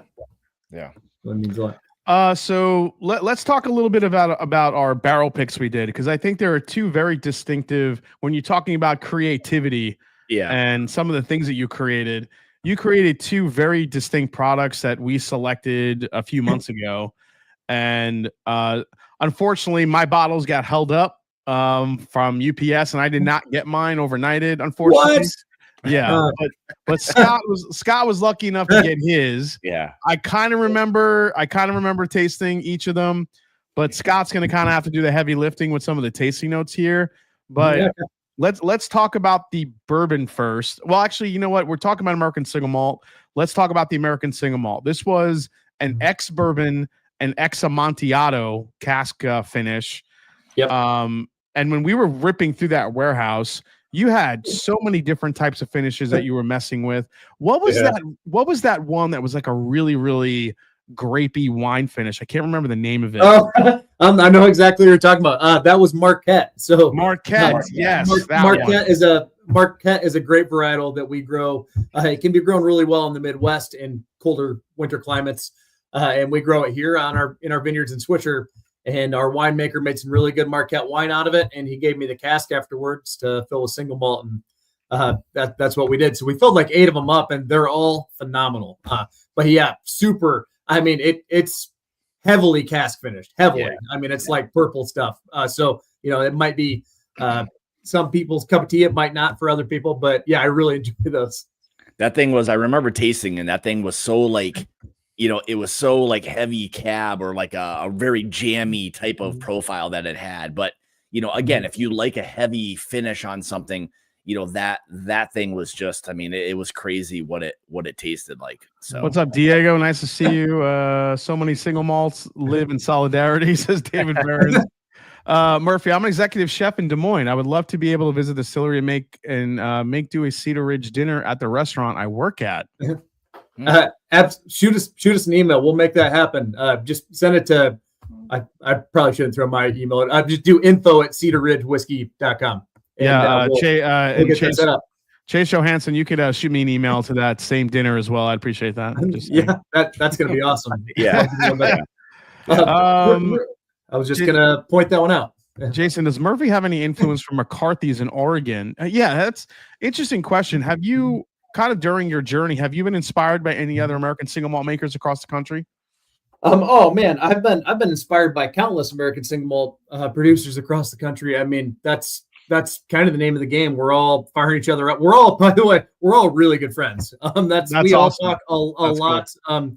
And it's a really cool community to be able to be a part of. I'm very fortunate on that front. Caitlin Bartlemay over at Clear Creek / McCarthy's is phenomenal. She's one of the best in the business. And before her was Joe O'Sullivan there. And both those two are just incredible at what they do. McCarthy's, as a matter of fact, I was recently on another media thing, and someone had me bring a bottle that I really love, and it can't be Cedar Ridge. And I brought a single barrel of McCarthy's because I think it's just phenomenal. Yeah, it is phenomenal. I have 3 or 4 expressions for them. They're all peated. I know Scott hasn't really gotten to the peated expressions yet, though, but I love the way they do. I'm busy for this part of the conversation. I'll be right back. Hockey says, are there any Canadian single malts that you enjoy? I don't know that I've had a Canadian single malt. I would love to try one, and if you've got a recommendation, I will make sure that I've tried it by the next time we're all here. I would love to try one, but I can't think of one that I've had. All right, so Scott, why don't you get our pick in front of you that right there? The are we doing quintessential? So we selected a quintessential. Yeah. This barrel. So I don't know if we told you this, Quint, but we were between 2 casks. We were between one of the French oaks that you had, which we really like. French oak is one of my favorite, maybe my top finish or top influence on a whiskey. And we were all in on that one until we had that barrel that Scott has. Yeah.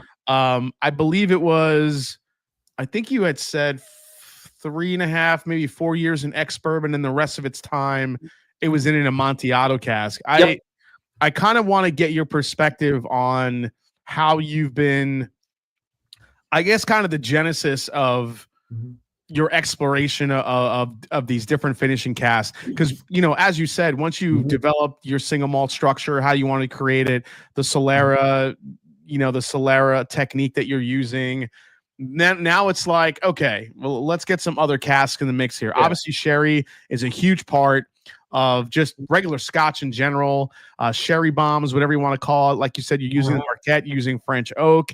What was that rabbit hole like in trying to figure out, okay, what the hell casks are we going to use? It's really interesting how it all unfolded. In American single malt right now, every distillery has to kind of find their thing to hang their hat on, partly because that's just how business works in general. I mean, you have to differentiate, but also we're working in a massively oversaturated market. There's a lot of distilleries in the United States right now, and everyone's got to kind of do what they can to stand out. Well, here's the thing, though, but not everyone is doing American single malt well, which I think is where.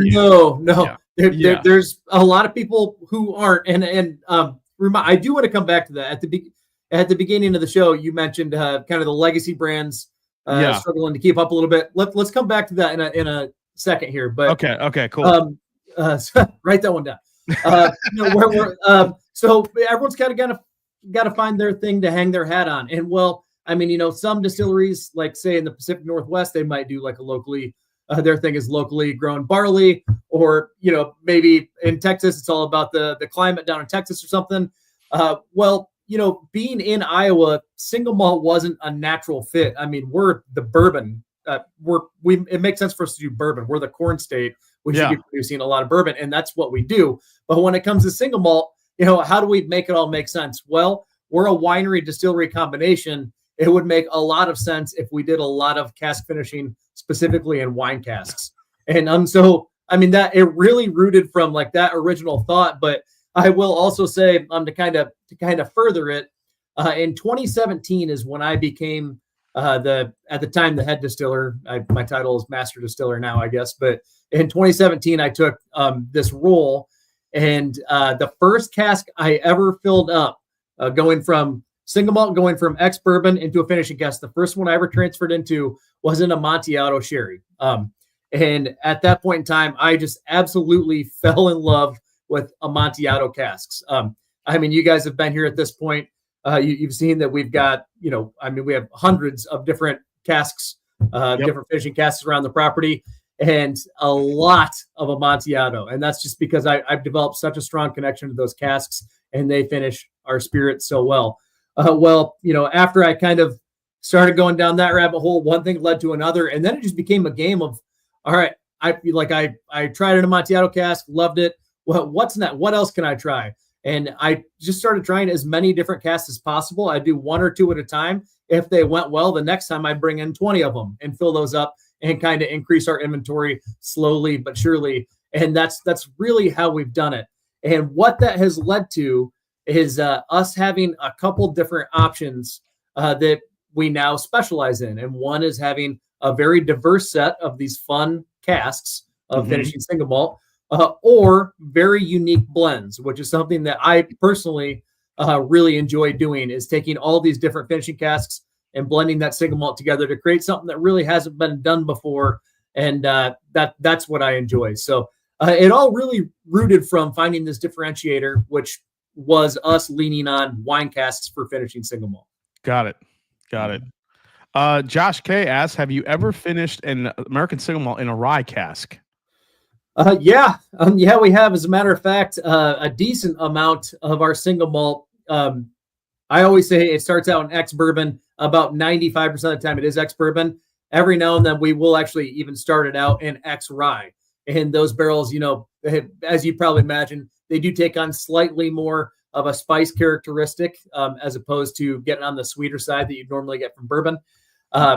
As far as like the actual finishing cask, I have not gone from, say, ex-bourbon into a straight rye.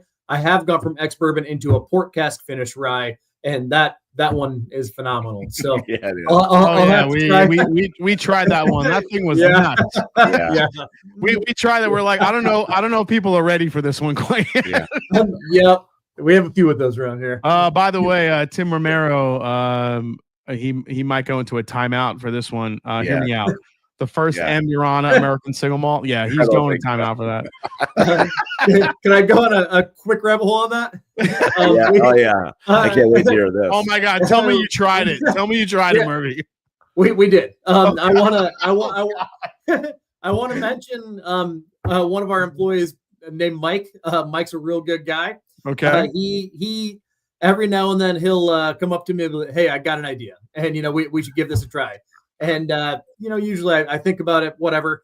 There's been 2, though, that we actually have pursued and tried. One that he was very right about, and one that I think he missed on. The one that he was right about, we brought in 4 tequila casks for finishing single malt. And I wanted to transfer from ex-bourbon into the tequila cask. And he wanted to go from a single malt that was actually a new oak into the tequila cask.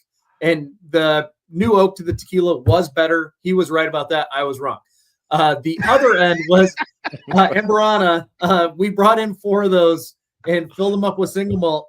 And oh no, it's overwhelming. And I know there's a lot of people out there that like Amburana, and I have no problem with that at all. I left it in there way too long. I'm used to doing secondary cask maturation anywhere from like a minimum of 6 months to like 5 years. And in an Amburana, you can't. Was it a first fill Amburana? First fill. Dude, big mistake. It was a first fill, and it is still to this day first fill because I haven't emptied it. I don't know what to do with it. So at this point, every now and then I'll have some people try it just because it's kind of funny. And some people really love it, but it is overwhelming from that flavor profile. More than 0 seconds is way too long in Amburana. I was wondering if you could tell us who Mike's new employer is. Yeah, exactly. Yeah, Mike, he's gone. No, no, he's had some really, really good ideas for us. But that one was a fun one that I always give him a hard time about. And those casks, it's bizarre though. They are really beautiful casks. It's weird though, if you are within 10 feet of one, you can smell it. You can actually smell that barrel.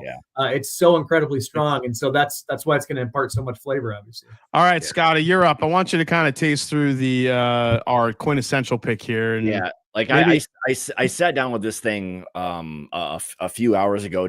It was a fresh crack and kind of wanted to sit down with this thing to get some ideas. But the one thing that kind of really started to really jump out to me was the brightness of this. So there was this kind of like almost like a prickly pear and like green apple and like, dark fruit spice. The oak was like really, really spot on with this thing. It all worked really, really well. But those malty notes just kind of accented all of those other things. I mean, there's honey and sweet tea, and it was like a lot of things going on. And it feels like as that bottle begins to even open up or sit, the complexity of it should probably change a little bit. And it was interesting because as I let this thing sit, it was probably honestly over the course of like 2 hours, I had this thing poured. I started to kind of pull like these darker fruits, and one of them was kind of getting into a little bit of this like grapiness. It was between like a green grape and a dark, like a red grape. So it was interesting in terms of how it was working with those malty characteristics and that like a spicy honey or something like that. So it was the balance again was just so spot on, and really honestly it was better. And I said to my wife Julie, I'm like, man, I think this thing's even better now than it was the day we tasted it at the Scott, distillery. what did the proof come out on that thing? I'm so jealous. I'm so jealous of you right now that I don't have it. I don't think I would ever heard the words come out of someone's mouth. They were jealous that I was sipping on a single malt. But anyway, 121.5 is what it came out at, and it I would say, in all practicality, it probably drinks more like from a bourbon interpretation of like 110. It's soft, it's delicate, but all of these different flavors just all work extremely well together. So your experience, Murphy, with Amontillado, Oloroso, PX, all the different sherries that you've worked with, do you have a specific favorite? And if you do, could you name that? I mean, I feel like you kind of already said it with Amontillado, but have other your experience with just working with different sherry casks.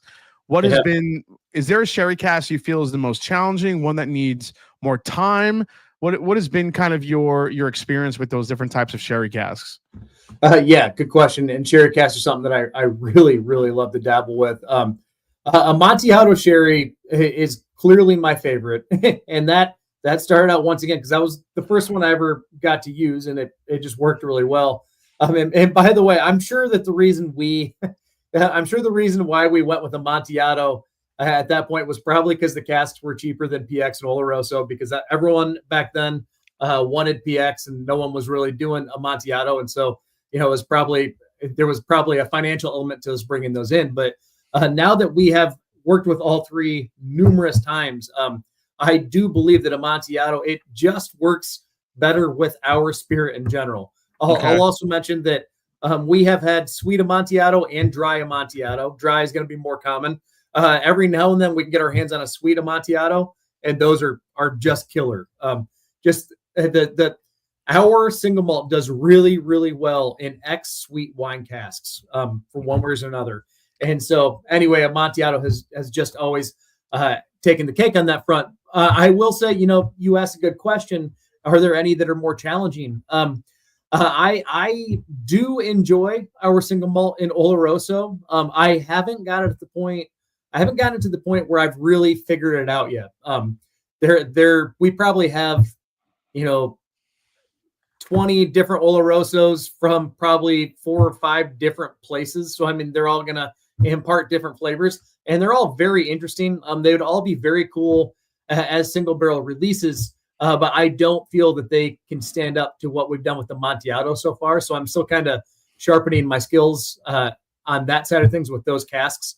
I would say out of the 3, Oloroso has been more of a challenge for me than anything else. This is where I'm at. I think this is probably, aside from our pick, because I think it's a different animal, but the peated Amontillado cask that you guys created was ridiculous. Ridiculous. And I'm really glad that people have taken notice of that. I have a real love-hate relationship with it because I think it might be the best thing that we've ever released. And that is tough for me to say because I didn't do anything other than let it sit in the cask. I do a lot of blends that I work for like 6 to 8 months on at a time, and like I put my blood, sweat, and tears into them. And, when they're done, I'm so proud of them. And then, this Pinot Amontillado just kind of naturally arrived, and it's beautiful. It's one of, if not the best thing we've ever released. And like I said, it kind of gets under my skin sometimes. All right, so I'm going to do a few rapid fire questions, and I want to get back to the question that we wrote down earlier. You said to go back to, and then I want to get into the bourbon that we selected, which is a crazy process that I think people need to hear about. So, all right, do you have a Calvados finish at all? We do, but they're recent. Those are ones that I got earlier this year. So they are sitting down, but they haven't had enough time to really take any influence on from the barrel yet. Okay. When are you doing a Sherry Amontillado rye? That is actually a good idea that we haven't done yet. Last year we did do a bourbon in Amontillado sherry, and it was really well received. And this year we doubled the amount that we're going to produce on that front. I have not done rye yet. I'm sure we're going to. The hard part there is getting these very specific Amontillado casks that I like to get. They're pretty hard to get. They're extremely expensive to buy. And so once we get them, it's like pulling teeth to get me to put anything other than single malt in. Yeah, I know that what we can do with them is we create killer single malt. And, now I've kind of gotten to the point where we're dedicating some to bourbon, and I'm sure we're going to go rye as well. And that's just going to steal from. I'm just saying you have that. It just sounds like a great. It sounds like it would work really, really well with like a rye whiskey. I honestly, it will probably work better than the single malt or the bourbon. Just our rye and the spice elements that are going to come along with it are going to pair so well with that sherry. It would be a no-brainer. We'll do by next year. Any Madeira cask finishes in the works? Yes, that is something that we're doing quite a bit of work with right now. In the most recently quintessential special release called Number 5, there is a little bit of Madeira influence in there. We did some peated malt. There was a Madeira that was part of the blend. On that note, though, I want to mention that we have a very talented winemaker here named Kent Falker, one of the best in the business. And he does make what we call a Madeira-inspired wine. We're not from Madeira, so we're not calling it that. But we just call it V, Roman numeral 5. And it is our own version of Madeira-style wine, and it's phenomenal. I use a lot of those casks as well because it's essentially the same concept. They're going to produce very similar flavors. The port finished rye from Cedar Ridge are really solid. Getting casks from Amontillado is dangerous. Ask Edgar Allan Poe. Yeah, actually, I was coming up with sticker ideas for the American single malt, and I came across the cask of Amontillado, which is actually a very horrifying story that Edgar Allan Poe wrote.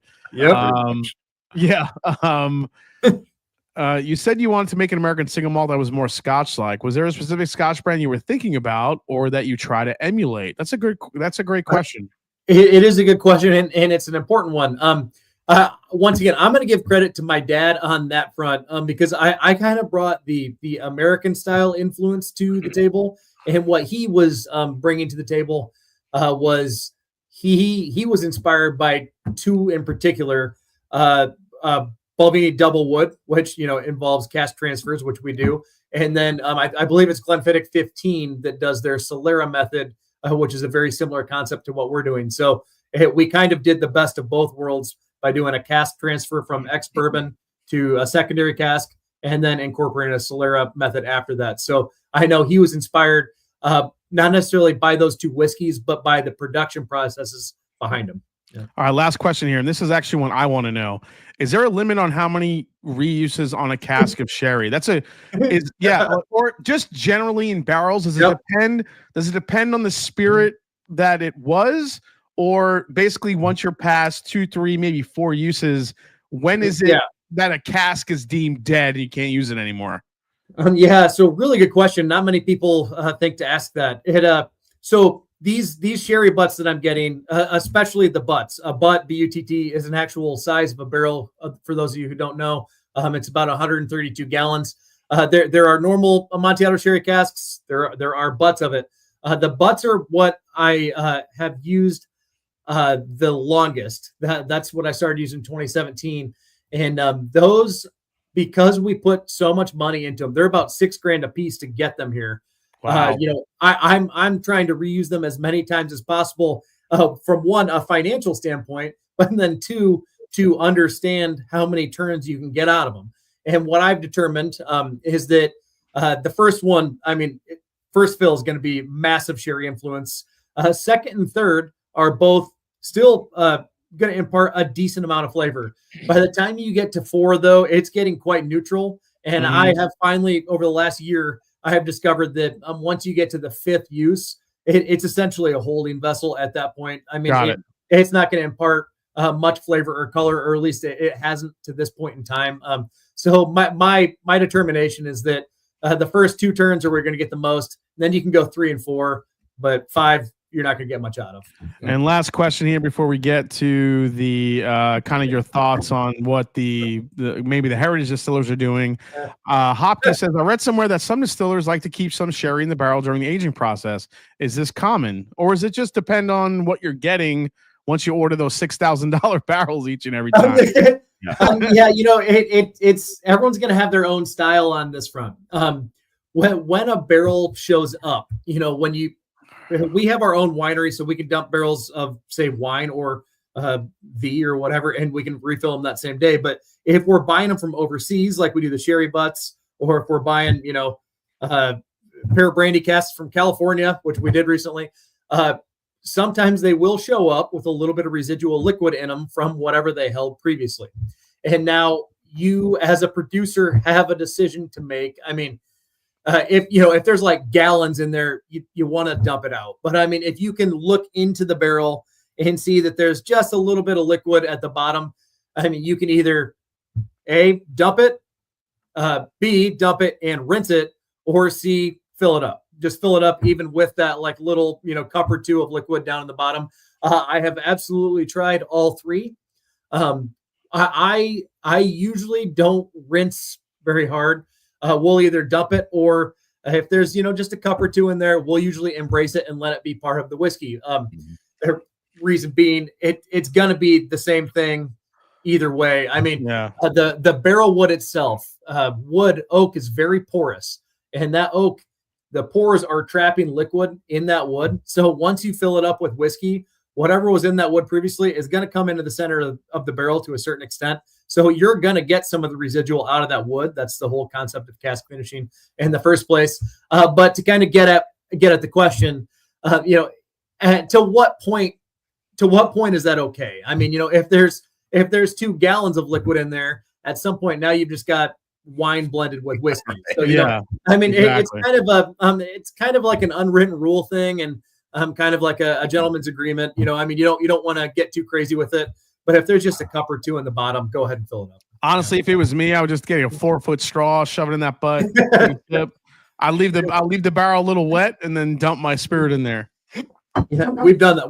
We've had casks show up, and we got them mixed up, so we weren't sure what the cask was previously, and so we tasted the residual that was in the barrel. And here's also a question is, with sometimes that liquid being in there, is it always what previously came out of there, or could they add like a filler to keep the barrel wet through transportation or something along those lines? That is a great point, and almost certainly what happens. That there's a whole market out there right now. Barrel brokers, really great people. I work with them constantly, but their job is to get barrels from one country to the next country and keep everyone happy along the way. Well, what can happen is barrels, when they ship, if it takes a month to get here, they can dry out really quickly. I know we're in a chat group of a bunch of whiskey fans right now. You've all probably seen barrels dry out. The hoops start to fall off really quickly, and it's super unfortunate. So I'm sure that from time to time, in order to prevent that from happening, if they add a little liquid to the interior of the barrel, that moisture is going to keep the barrel swollen, and so those hoops don't fall off. I'm sure that there is a little bit of that going on, but it's kind of like an unwritten thing that no one talks about. So I can't confirm that it happens, but I've had the exact same suspicion, Scott. Great question. All right, Scott. So get the bourbon ready, and before we get into that, Quint, let's get into kind of your thoughts on the heritage. We were going to go back to this question about how Yeah. a lot of people are making malt, but there are a handful of people really doing it well. What did you want to add to that? Yeah, I wanted to touch on that just because it reminded me of the olden days of doing this. The the tables have almost completely turned. Mm-hmm. In like 2015, 2014, 2015, when I had first come back to Cedar Ridge, before I got back into production, I took a quick detour into sales and distribution. So I was flying all over the country, building distribution networks and stuff. And to get people to try our bourbon was like pulling teeth. They only wanted legacy brands. If it wasn't from Kentucky, it was crap. I had a lot of people say the term, if it's craft, it's crap. And obviously, we live in a very different world, but getting people to try it back then was very difficult because they knew that the legacy stuff was good and the craft stuff was young and new and probably not. And now it's really, really interesting with single malt. We have kind of turned that upside down. There is still the exact same problem of, to your point, there's plenty of single malt out there that's not great. And there's a handful that are really good. That's how it's going to work in any market, really. But the legacy brands, it's interesting. They've had to kind of swoop back and follow us, the new people, on this one, which is really interesting because they've been heads down on bourbon and maybe a little bit of rye. And now they see that there's finally a single malt market. So they've had to kind of swoop back to it. And they've had a little bit more trouble doing so. And even consumers are a little bit more hesitant to try legacy single malt as opposed to what would be craft or independent. Oh, dude, I could not agree more.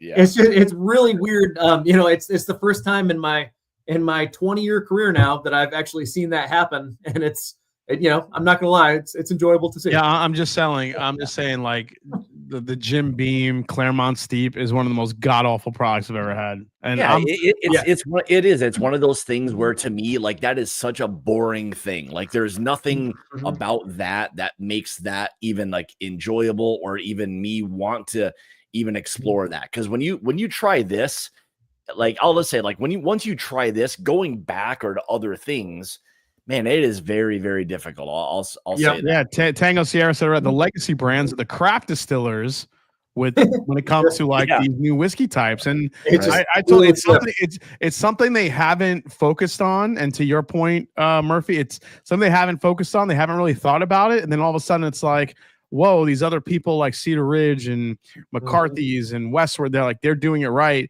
Now we're playing catch up all of a sudden. What do we do? And it is kind of an interesting, like, flip on its head type of experience right now. And they're also tasked with trying to build single malt and produce single malt with a bourbon infrastructure and bourbon equipment, and that can be a very difficult thing to do. They're produced differently, and so they've had to completely flip things around in order to accomplish that.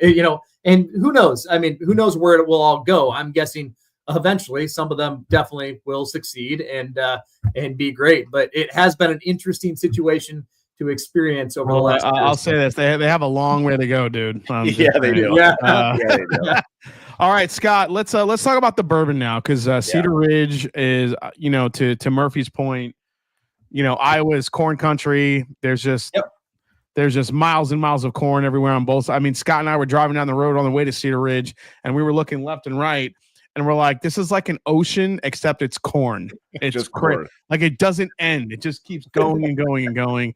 But you guys, we picked 2 barrels a couple years ago, which was a regular Cedar Ridge bourbon and a double oaked bourbon. And people thought that it was one of the, and I'll be honest, it didn't sell out right away. It was probably one of the most slept on releases we've done. But once people got their hands on it, they were like, holy shit, this is so good. Yeah. One of the best. I mean, I had a few people message me, this is probably the best double oak product I've had. Can you do more stuff with Cedar Ridge? So we go back. We obviously want to get the American single malt, but we came across a bourbon cask that Murphy explained to us, and we were like, there's no way we're going to like this barrel. There's no way. So, well, first explain what it is, Murphy, because do you remember what we picked? Yeah, I do. And so I can explain a few things on it. Okay. First of all, I want to talk real quick about how I do like single barrel tastings and tours and stuff. When I've got a group of people here like yourselves, obviously I I have a few casks that I set aside for you, and I know that we might want to try. Yeah. And I kind of consider that to be like the structured portion of the event. But then, as you know, after we have like 3 or 4 drams, what I like to do is what I call freestyle, where we walk around and basically you guys point to barrels and say, "How's that?" And I say, "Let's try it." And and we kind of just keep trying things until we find things that we like.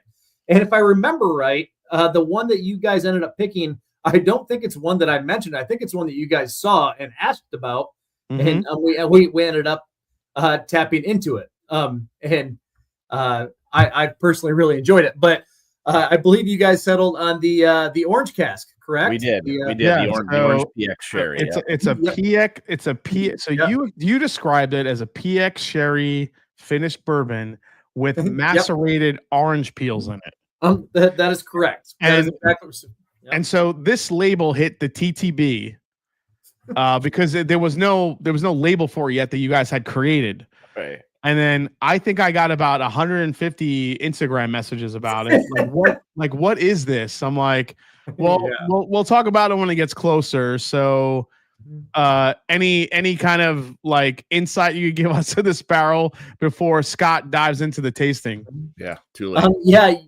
And that's another thing with barrel brokers is that it can be a little complicated to get additional information from the barrel broker. I bought this through a network of people, and they cannot tell me where it came from because they have agreements with that producer. For sure. And, just like when I sell it to a broker, they can't tell someone it came from us unless we specify. So they can only give me so much information. But when I was kind of pelting my guy with questions on it, the majority of what he could tell me was that it was a PX sherry cask that was macerated in orange peel, just like you said. And that was kind of news to me because originally when I bought it, all I knew is that I believe they were marketed as orange wine casks, which is a kind of a whole different thing. And so when I started diving into more information, that's when he described that. So yeah, PX sherry, which is awesome. I mean, kind of a hot commodity. And then macerated orange peel, which I believe is basically just like rubbed down with orange. But it's macerated just means sitting in sugar. So they took orange peels, sit them in sugar, and then they threw them in the barrel. I mean, is that what it is? I mean, I don't know. The only thing I remember from that barrel is the texture of that bourbon was ridiculous. So Scott, I mean, you can kind of go through, some of the tasting notes here. I mean, is the texture as thick as I remember, or it is very oily, very creamy, and like to the barrel's, I guess, compliment. It is very much what it is described. Like I had like this burnt like blood orange, and I specifically said blood orange because of how much richer in flavor and texture that can be, but how that worked very, very well with those kind of like dark fruit plum, blackberry, that sweet oak that it had all kind of in there, and the baking spices just made this so like incredibly different and unique, all while being able to still pick up like the characteristics of each component. Nothing was really necessarily overshadowing each other. They just all were working really well. And one of the things that was interesting as I kept going back, like in my mind, there felt like this chocolate malt or something, because it was very orange candy malt ball or something like that was just changing and doing different things that eventually turned into a little bit more of a stronger like barrel, like actual wood, like char notes that was working with those sweet components. So it was changing. I mean, again, I let it sit out for a couple of hours before I even tasted it, just to see what it would do. And it's so hard to wrap your mind around it, because it is so much different. Both are so different, but so enjoyable and crushable. And this one came in 113.5, and it probably drinks like spot on, like right at that proof point. But an incredibly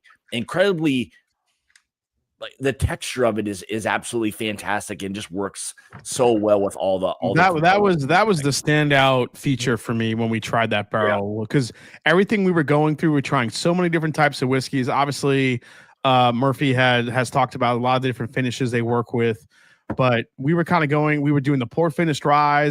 Those had some really, really heavy clove notes, if I remember correctly, allspice, clove, and 100%. we were kind of bouncing back and forth, and we came across this orange head, this orange barrel head, and we're like, what the hell's that? And then, he told us, and I'm like, there's no way that could be that good. And then we tried it, and I remember it being so thick and syrupy and sweet, yet having the bourbon profile into Scott's point, it had spice to it. It wasn't just sweet. It was so well. I mean, it was crazy. I actually want to show you guys. I don't know if even Scott has seen these, the stickers that I created for these bottles. No, I haven't seen them. All right, so this is the one I created for the bourbon. This is the orange peel one. So this is a Clockwork Cedar Ridge's Clockwork. Yes. Yes. So that's the sticker that's going to be on the back of that bar. I love this sticker. I think it came out great. If nobody's ever seen Clockwork Orange, it's a pretty kind of freaky cult classic movie. But there was something about this barrel that just kind of mesmerized us, and I thought it was a good just kind of a good representation of what we tasted. Yeah. And then this is probably my favorite. I actually named this single barrel because I think it deserved a name. So the single malt we called Bravado. Yes. And this is the Cedar Ridge Bravado American Single Malt, because this barrel has bravado. It has strength. It has like a force of it was just so forceful. We loved it. The palate, the finish, everything. So this, I wanted to show these to you, Quint, just because I think they're just so good.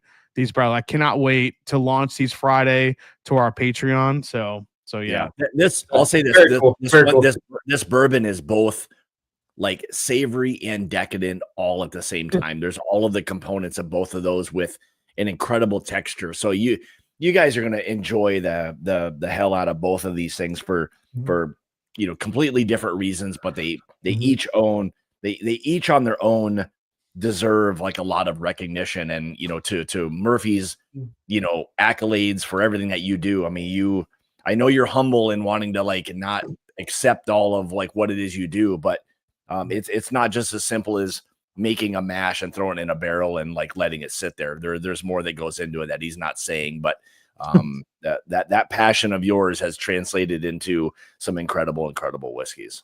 Hey, thank you so much. That means a lot coming from you. Yeah. So Murph, before I let you go here and we end the stream, what do you have? Anything you can give us a sneak peek to is what you have that you're working on? Anything coming out soon? Any more peated Amontillado sherry things that I need to keep an eye on? Yeah. I really need a bottle of that one, like stat. Yeah, man, that was so good. We're going to continue doing some fun single cask releases, single malt. We basically release a new one every month, and you can find those. You can find those online. You can get them at the distillery, things of that nature. But one thing that I'm really excited about, it's the first time we've done this. Our 20-year anniversary is actually next month. A lot of people have been mentioning that in the chat. Anything you can tell us about the 20th anniversary? What do you got? Yeah, and apologies to people. I'm so bad at keeping up with the chat and talking at the same time, so sorry about that. We're gonna do a whole bunch of fun stuff. Anyone who is in the area, or at least in the Midwest, maybe come out for it. There's gonna be a lot of really good music, a lot of really good food, but we're also going to release just what we're calling our anniversary blend of bourbon, which is gonna basically be the same concept that I've been doing with single malt this whole time. With single malt, I've been taking all these fun different cask finishes and creating a blend of something complex that really hasn't been done before. And we're going to do the same thing with bourbon now. We've released plenty of bourbons in cask finishes, but we have not done a blend of bourbons in multiple cask finishes. So I'm trying my hand at that this time, and that will get released next month. during our 20-year anniversary party. So this is so what's the date this is happening? This is happening. Oh, here, I want to get this right. I think it's August 20th. I better get this one right. It is not. Hey, Scott, you want to? Scott, August 16th. Yeah, August 16th. Scott, you want to take a trip to Iowa? Yeah. It's not a long trip for me. I kind of want to go to that. Hey, let me know if you guys can. We'll have a really good time. I'm gonna do. There's gonna be a whole bunch of stuff happening. There's different stations around the property, things that we're gonna do, but I'm gonna be doing a few of what we call our quintessential experience, where you taste through 6 different Cedar Ridge quintessentials and then do your own little blend. Oh my God! We're gonna do some behind the scenes tours. Incredible live music. So if you're in the area, please get out here. Yep, someone. That's a Wednesday, correct? That's a Wednesday. So I said it wrong originally. It's August 16th, which is a Saturday. Yep. August 16th, Saturday. Okay, mark that on your calendars. If you're in the area, you're in Iowa, you need to go. And really quick, something that I like to ask all the guests. Mark Emanecker reminded me. There's like this thing that started where I kind of ask every single master distiller or guest on the show, if you had to craft your perfect peanut butter and jelly sandwich, how does master distiller Murphy Quint, American single malt master, make a peanut butter and jelly sandwich? Oh my gosh, I mean, you gotta, listen, man, you gotta go detail. You gotta give us type of bread, toasted, untoasted, type of peanut butter, jelly, jam, whatever you like. Go for it. So if I'm in a hurry and I'm making a peanut butter and jelly sandwich, I'm gonna do it the normal way. If I'm gonna sit down and master blender style, I'm gonna make the best the master blender peanut butter and jelly sandwich. There might be some to that, patent pending. If I'm gonna really give it my all, I think what I would do is I think I'd get white bread. I think I'd toast it. Okay. And I would do crunchy peanut butter and a lot of it. I like a messy PB&J. So I do crunchy peanut butter, be like overflowing with it. Got it. And I'm gonna throw a curveball that I think people aren't gonna like, but I did this with my kids the other day. I'm gonna go with a strawberry jelly on it. And okay. Okay, good. I've got some weird looks for that before. And then I'm gonna go kid style. I'm gonna cut off the crusts. Oh, you're kind of okay. So, and then here's the next step: are you cutting it in half? Or are you cutting it triangle style? I thought you might ask that. No, I'm not cutting it in half. I'm not cutting it at all. Yes, I love the fact that he's not cutting it. Just eat the reason being is that I'm gonna pack this thing with so much peanut butter and jelly that if I cut it, it's all gonna spill out of the middle. So it's gonna hold it in there like a pita pocket. I forgot who it was. Was it I want to say it was Ryan Cecil from Bourbon Pursuit who said if you don't cut it into a triangle, you're a savage or you're an animal. I forgot what he said, but it was so funny. I was like, "Oh, that's a very passionate response to how you cut your sandwich." No cutting. No cutting. Yeah, dude, you had I'm all with crunchy peanut butter. That is my thing, and I don't do jelly, but I definitely do strawberry jam. Love strawberry jam. I'm with you on that, man. So hell yeah. I just not long ago I was making a PB&J and I made it with strawberry jelly, and someone thought that was really weird. So I was like, here's an interesting addition to that. I grew up like with a lot of peanut butter and jelly, and my mom always put butter on both sides of both pieces of bread. So there are people that either love that or don't enjoy it, but there's not a peanut butter and jelly sandwich that I make that doesn't have actual like butter on it in addition to peanut butter. So yep. I remember when I was a kid, I was a very picky eater and I would never eat what anyone cooked, and I would just have a peanut butter and jelly instead. And I was staying at my aunt's one day, and that happened. She made dinner. I didn't want it, so she made me a PB&J. And just like you said, she put butter on it. And I was like, "What the hell are you doing?" That's ruining my PB&J, but I had it. What the hell, Adam? Psychopaths use crunchy peanut butter? You're nuts. No way. Just so you know, you're in good company, Murph, because not only do I love it, but Nancy Fraley herself, the master blender of all things, you love crunchy peanut butter as well. So all right. Well, that makes me. If Nancy, it may be the best sandwich. I'm just saying. Hot take.